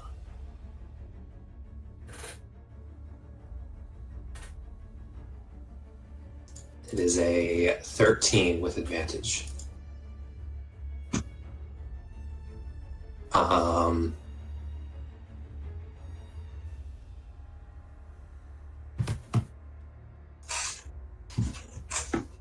Really didn't want to kill Bessie. To keep the river clean, I must sort the eggs into the blooming. Malthar. Alright. Malthar is gonna take, Malthar, seeing that the swarm has climbed over Naidaadi, is going to try to shoot some of the trilobites off of Naidaadi. Hold still! Hold still! I almost get that. I almost get it. 15? 15 hits.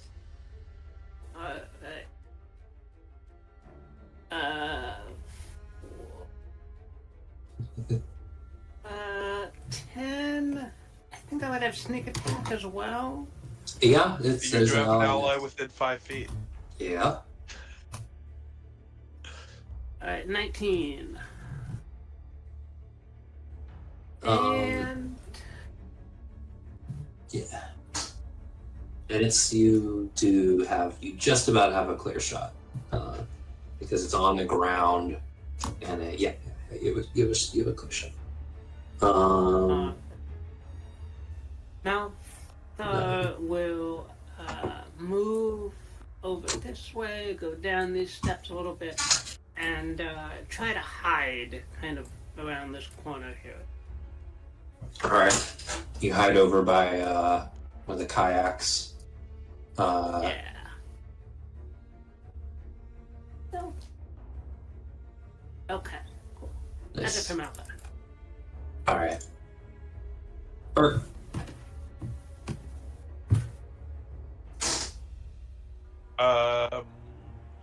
So like, it's clear that Ernie's never going to work the same again. And is there any chance that I can maybe ring that chime one more time by shooting Bert in the chime? No. Or shooting Ernie in the chime? If that ability, that you'd have to tinker him another one, and it would probably break Ernie to do it. No. Like, Oh. I'm assuming this would be destroyed. Can I sacrifice Ernie destroying him and get the chime to happen again? The chime that you rigged onto him, exploded. Okay. You'd have to you'd have to hook another one up to him. Does this thing look like it's going to spit out more stuff? Should I destroy this, or should I? They came out. They Right. came out. They're here, and they're gonna eat you. Really don't want to kill The Bessie, only thing- but I feel like it's going to come to that. Yeah, so let me just figure out one thing before I start blasting. Do you think that if you permanently destroyed Bezzy, you would not only lose your job, but it would be bad for the city? All right, well, that's great for Ernie to have to deal with. That sounds like a him problem. I'm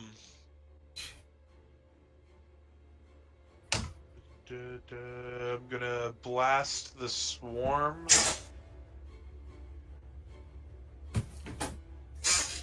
All right. I suspect twice. Hit. Shot.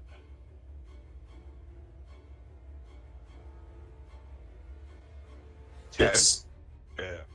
How much? Oh, 10 piercing. Non-magical, I assume.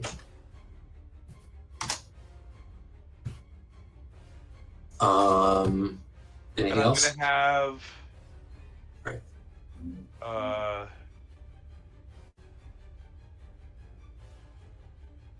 No, I'm gonna have Ernie just try and climb, giving him the bonus action to try and maintain the grapple and just move into the center of Bessie. So basically, if Bessie attacks somebody other than Ernie, he can impose disadvantage, I think, as a reaction. Okay.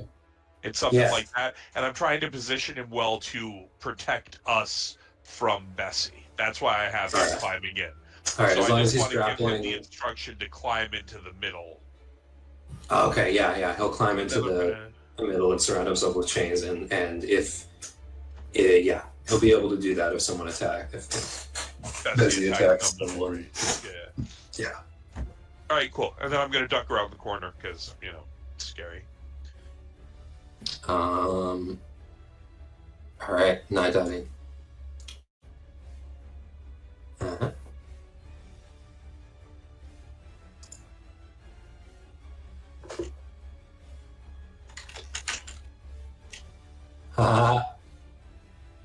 Oh. You know what? It does suck that Hordebreaker doesn't work against swarms. I don't want to give you a second attack, but like maybe the equivalent of like an. Oh right, you're thinking like you have second attack. Does Hordebreaker work on ranged attacks? How about like what about like a offhand attack where you get to make another attack but you don't add your damage bonus?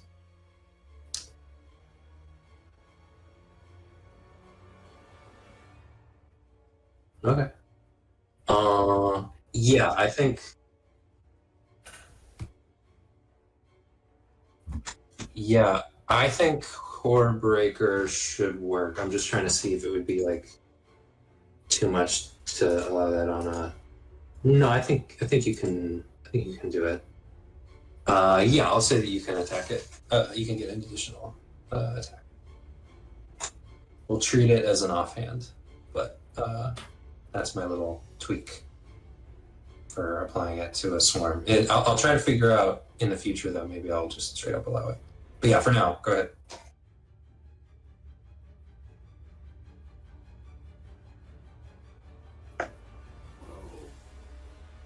Oh, this is the -1 short sword. All right. The 11 misses, but the others hit.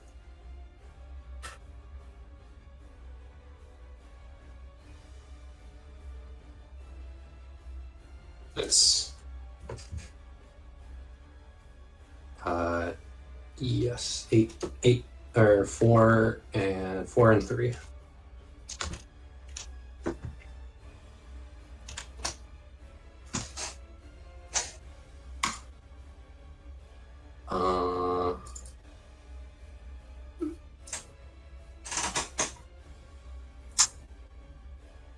Swarm.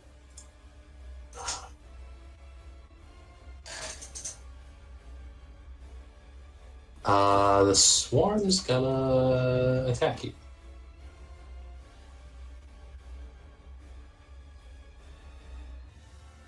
It's 18. And damage, and then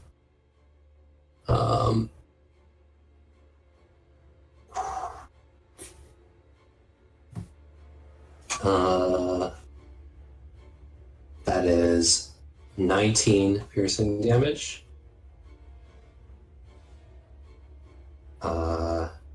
Plus 4 psychic damage.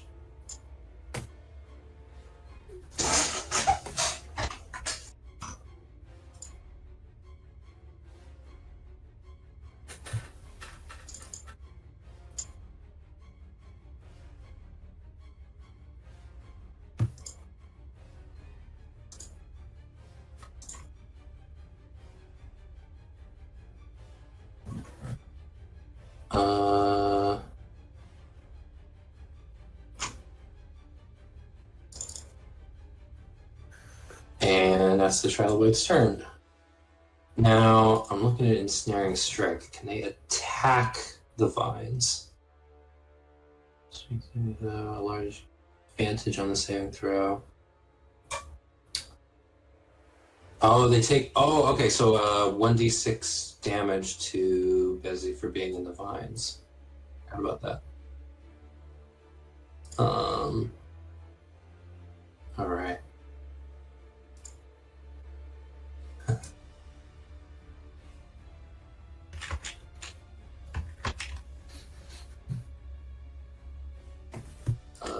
Let's see. Took 10 earlier, and then 6 more.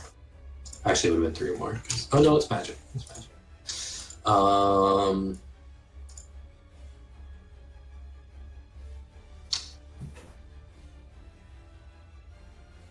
Can it attack the vines? Is the only thing I'm. Most of this stuff, I feel like you can attack the vines, in addition to just like making athletics or something, right?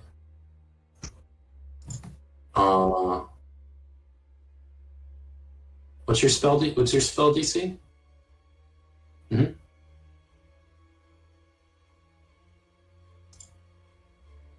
All right, I'm gonna say because the spell DC starts at an 8 before it adds stuff, but armor class starts at 10. I'm gonna add 2 to that.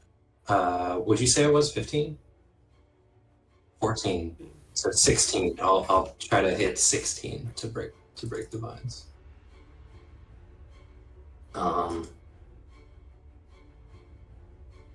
Ooh, it's a 15. And a 9! Oh my god. Okay, so the water golem is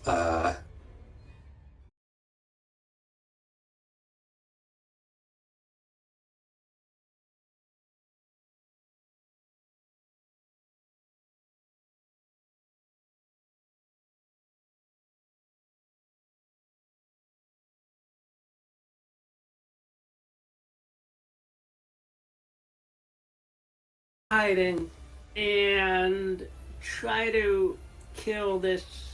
No, actually, gonna try to get the swarm around Naidaadi once more.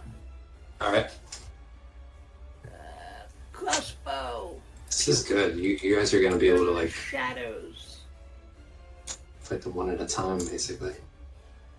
This is like in an MMO when you stun like one enemy for 5 minutes while you fight everything else, and then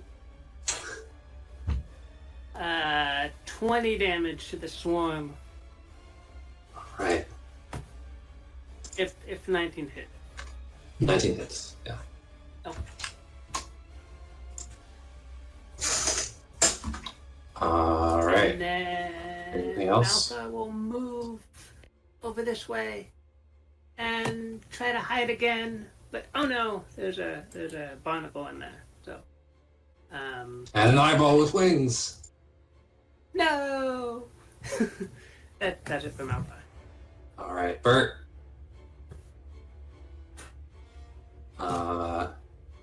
Ernie is in position. I forgot to roll initiative for the owl. I'll say it goes after you.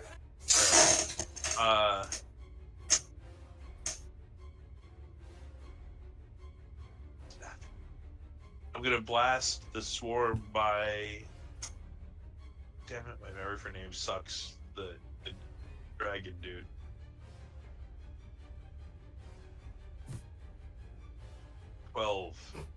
Probably misses. 12 misses. Just I misses. do my bonus action. It doesn't matter. What's your bonus action? I was gonna make my weapon a magic weapon to give me a +1 to hit and damage. Would 13 A hit? plus a 13 hits. So I'll let you do that. That's my bonus, but it's magic weapon, 2nd level spell. Yeah. Which is a bonus action, which I never realized before. Anyway, and Is it +1 damage too? I believe so. And then there's no way that you can't kill it. It had 2 hit points. Yes. And then I'm gonna swivel it and blast on this with the other shot of the shotgun. Alright. There's still lots of trilobites around, but they're not organized, and the density of mines is diminished enough that they can't organize a swarm. Does the 12 hit this thing? But we do need to destroy these. Am I correct in reading that? I don't know. What do you want from me? I can't tell you. You know what? I know what we need. Well, I want to destroy this. Does the 12 hit this? I already shot at it. 12 hits. Or wait, sorry. Happens. Let me double check. 12 hits. 12 just hits. So 8 damage. 8 damage. Pow, pow. Yeah, it starts psychically shrieking. Looks bad. I do have to make a check for it, though. Oh, it stops glowing. Whatever it was doing that the others are doing, it's not doing it. All right. Ernie, I assume will remain in a grapple, even though I'm not giving him a bonus action. And since he's not getting an instruction, he's going to take the dodge action. Right. Other than that, I'm leaving him in place for the reaction. The familiar, I want to fly and have a good looky-loo over here to see whatever monster is mind controlling that thing in that big patch of fog. All right. Let me remove the fog. Because I feel like there's bad news over there, just hanging out. There's definitely bad news over here, but it's not. Doesn't seem like there's any mind control centers here. It almost seems like the thing that was mind controlling the golem was the swarm. The swarm's gone, and the golem is still freaking out. Yeah, it's my turn. Oh wait, and I want to move a little more, but I can do that while But you found the controls for the falls. Where are they? Right, over where the fog was. Hey, at least there's not too much of that stuff up on the path.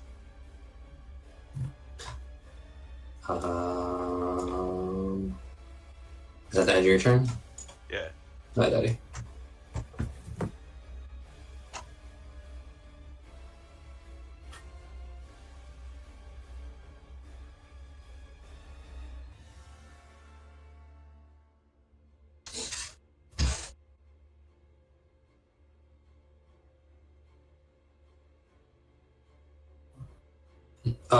It's still alive. Its fronds are still going, but it's glow dimmed a lot, and yeah, it seems like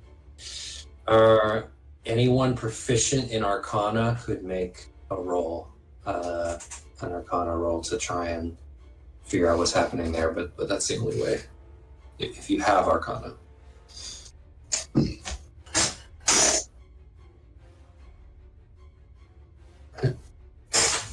Any bonus actions, movement?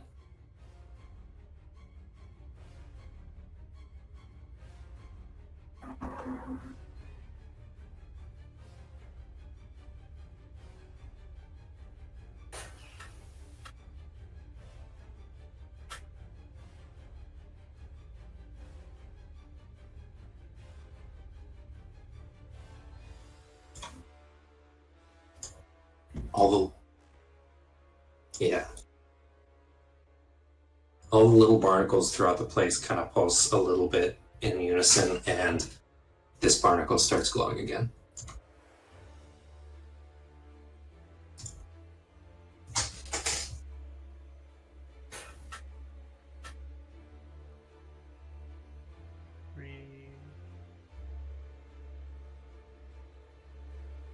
Okay.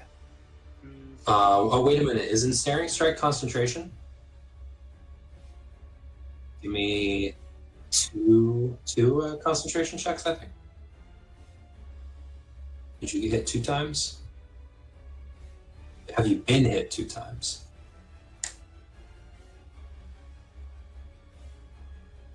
Okay.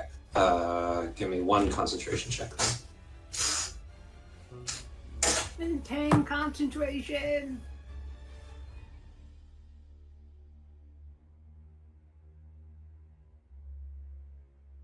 Constitution check.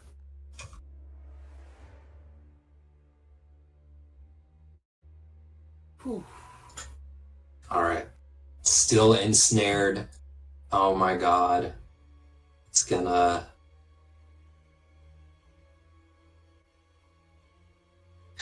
All right. team. There's 4 of them glowing, right? Hmm.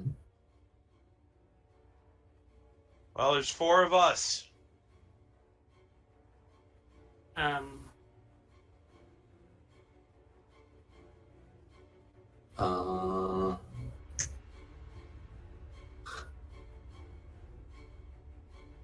Deciding whether to do it doesn't have athletics, so I think I'm better off doing the slam attack again. To get 2 tries, even though it's harder. Okay, natural 20. It breaks through.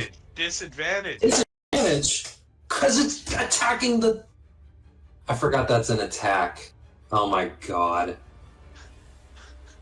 Oh my god. Now, technically, if I wanted to be annoying, I'd say it's not a creature, but I'll allow it. It's only a 26, so it still breaks free. But it's not a natural 20, so it's a little less cool. The golem breaks free and then does like a dolphin dive into the water, yanking Ernie with it. God damn it. I just came up with a use for him. Ernie's coming along.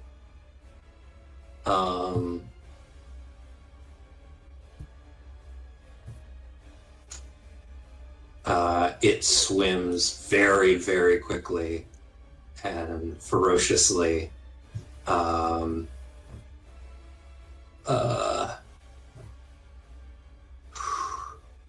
think it's gonna swim towards Bert. Would it continue attacking Naidaadi because that's what the others were attacking? Is there any way to turn that fucking thing off? I'm trying to think. Oh, about this for a second. Did you make a stealth check at the end of your turn, Malthar? No. I saw that the cubby I was going into had the barnacle. It would have been hard to hide in there. Yeah. And you're sneaking up on that barnacle, and it's shrieking psychically, and you feel water dripping on your back. And there's a huge mound of water rising, a big wave rising behind you.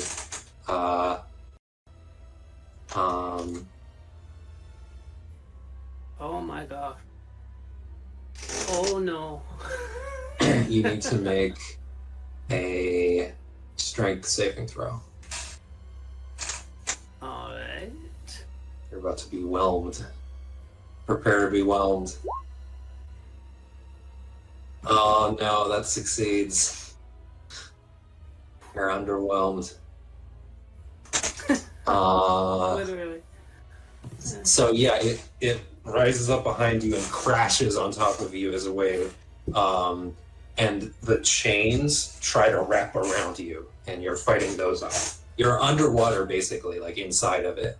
But you're fighting away the chains. Ernie's helping you. Malthar, what do you want to do? Boy.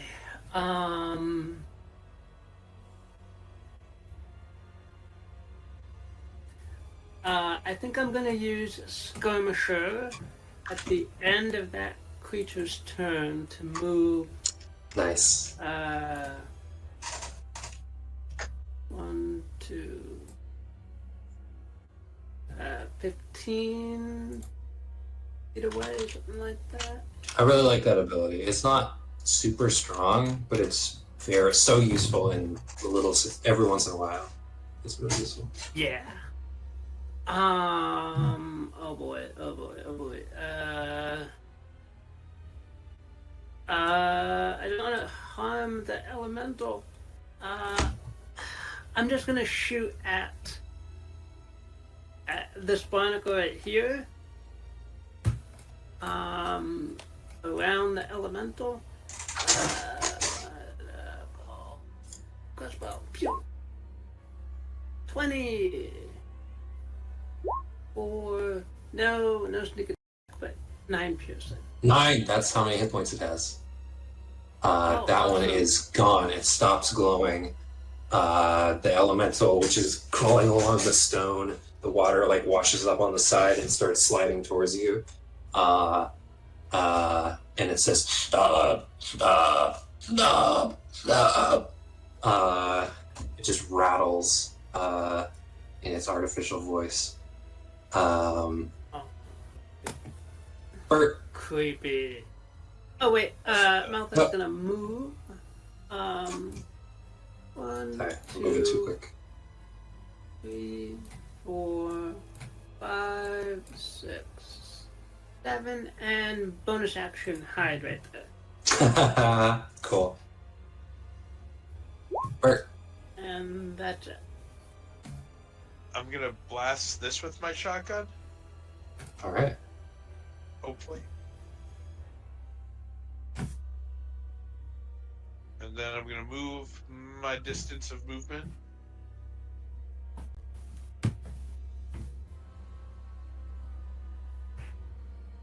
And try and shoot this one. Whoa. Okay, so the first attack was a 19? Yeah. Against this one? Yes. Done. And the second one was against this one with a 25, but I only rolled 5 damage. All right. I have to make a concentration check for it.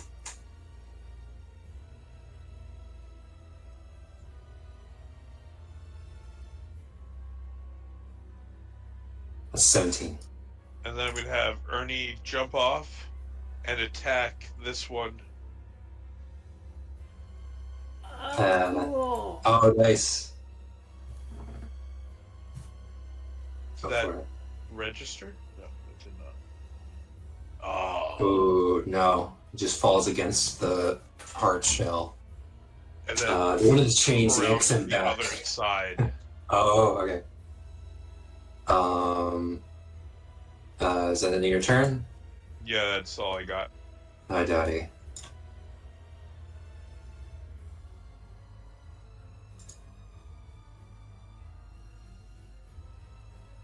Yeah, it took 5 damage.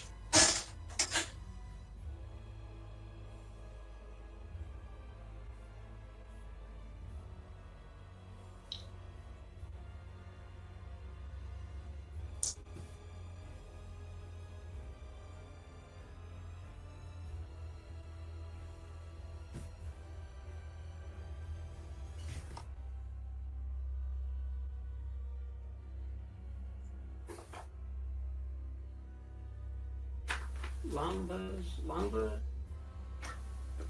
I keep forgetting to use my Familiar. Ooh. familiar advantage. Go. You don't hit the familiar. No, I'm Always saying doing mean. familiar give advantage. Oh, you didn't do anything with it, so yeah, I think that's it has the ability to do that, right? Help. Now, doesn't it technically need to be within 5 feet of the person it's helping? I'm willing to bend the rule sometimes when you're like harrying an enemy. But this help is with not attack. really something that can. It's not. It wouldn't really be harried. Yeah. I don't Well, think I'm it makes double sense. checking. I think you are right. Yeah, it's sometimes that would work even if the rules don't say it, but I think in this instance it doesn't make enough sense. So I'm gonna roll with a natural one. But I'm not gonna make it hit the owl because it was a natural. It does not. Oh no. Wait, you can aid friendly creature in attacking a creature within 5 feet of you. Oh, okay. All right. I'm on the right end of It works. It works. He like 24. swats the arrow. Now roll. Now let's see you roll 3 damage. All right. That one is down. Is that the end of your turn?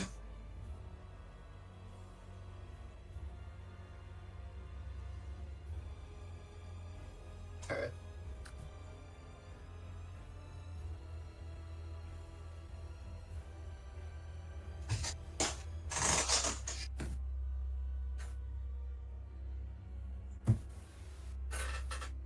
The sewer must be protected. I will not let you interfere.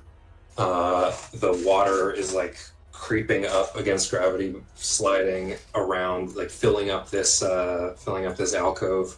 The chains wrap around Ernie.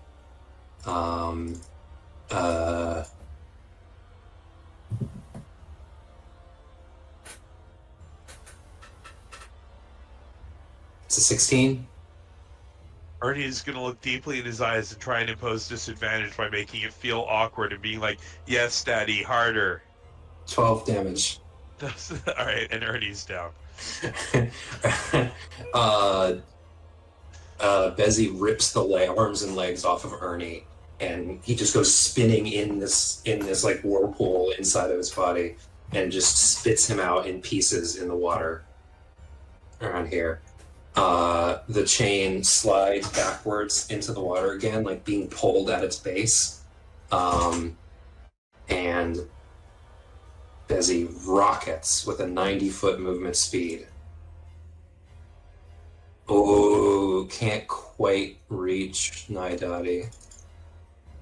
How much reach does it have? It doesn't quite have enough reach. All right, so Bezzy's going to. You don't actually know where she goes exactly. I'll mark the general location with this glow.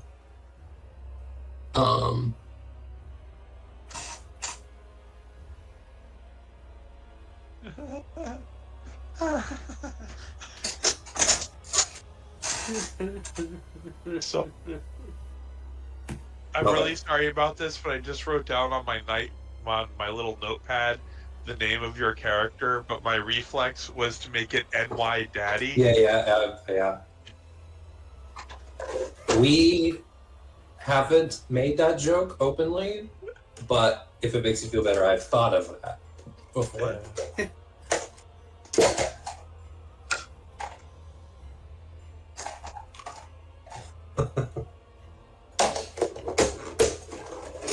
All right, Malthar, what do you want to do? Gosh, I think Malthar's got to go back to that cubby and try to take out the little barnacle there. 1, 2, 3, 4, 5, 6. Bonus action dash, I guess. Dash. Stab the barnacle! Dagger! Just in your mind, the shrill shriek. Let me roll a little bit of psychic damage for you. For stabbing it in melee again. You take 3 psychic damage. That's it! Scream! It is gone.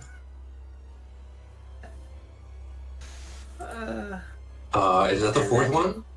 Yeah. Is that all of them? Yeah.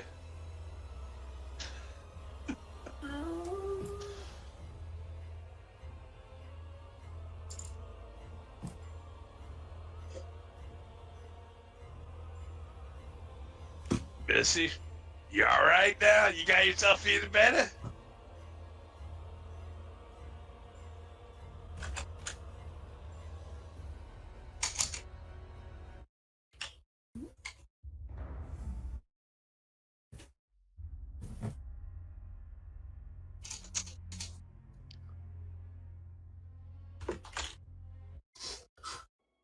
With that change in music, I was slightly concerned Bessie had decided to eradicate Goblinkind on its own. Phase 2. Yeah, I queued up a couple, so I had to skip. There's a sheepish, like, the glow gets a little brighter and the little orb looks out of the water. Looks around. And then rises up again and kind of looks around at the carnage. Bard, I'm afraid I'm not sure what's happened. Stuff. Seems like there is a backup in the sewer system. Yeah, you should probably get cleaning that. Do we need to open up the gates over there? You got this? I believe I've taken damage. Yes, you have. I can do some mending on you. That would be appreciated. Yeah. And you can repair the superficial damage that you've done to the golem. Nothing serious. Most of the damage came from the barnacles. Those can be scraped off. Luckily, they never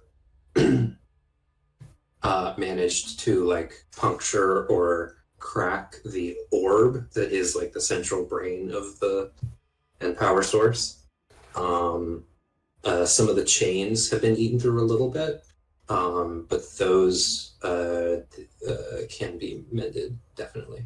Like with some time and a mending spell, can fix the golem. The other thing is, I think that the acid dude will have to spit in these, and then we'll reseed them. If I don't miss my guess. That's gonna be a project for a specialist that is not you to to like clean out and sterilize all of these pits and reapply the microbiome that they're supposed to have. Luckily, the backups have survived, so you don't have to formulate a new, basically like a sourdough starter. Like I think I actually don't know how that works. I shouldn't say that. Didn't people think that the appendix was to do that was the appendix's job for a bit? That was like some. I don't know if that's true. They exactly, have found that people get candida more after intestinal surgery with the appendectomy. Okay.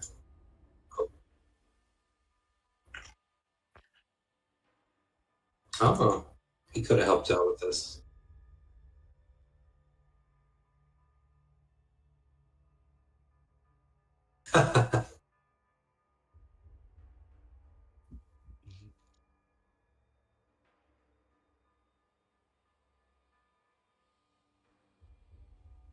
Jesus. Oh. Yeah.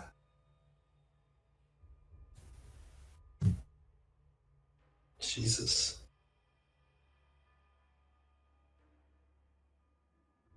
Wow.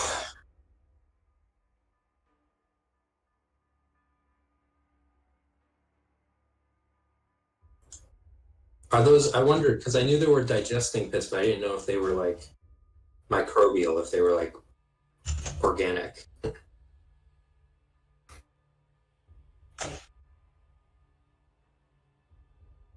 Cool. So this isn't a completely insane sewer system. No. I did watch a couple of videos on like sewer systems and stuff, but I didn't really, I wasn't trying to be super accurate. I just wanted ideas that were fun and made enough sense. Oh,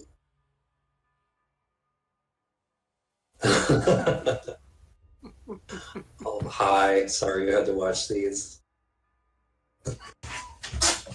Hi, Daniel's friend.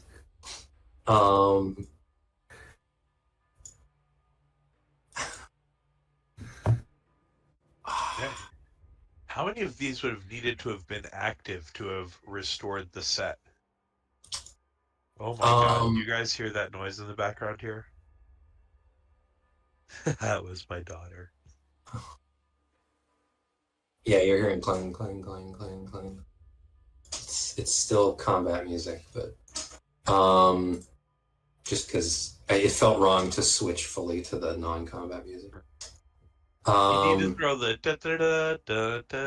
yeah, I honestly like. I feel like the characters are in a similar situation where it's like that was so much. What do I even do now?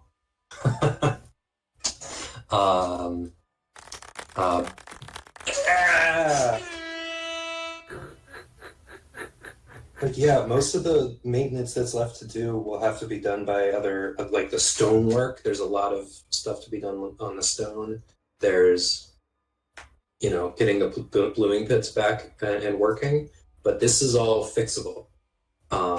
It's going to be a project, but you guys have fixed the most like imminent problem that was preventing all the other problems from being fixed. I think, and it will be very clear that you've done a very efficient job. That like you haven't really done any additional damage to the sewers. So Not yet. This is Now it's well time done. to go get old Pete. That's time. Oh yeah. So are you planning on hunting down old Pete? Or is I that mean, not this session, okay. but like 100%. I told you not to ask me that. No, I'll get back to you on the payment. I have to figure it out twice because you guys are going to get paid through the guild, but this is kind of just Bert's job, so he'll probably get his normal payment for like coming in and doing maintenance plus some hazard pay.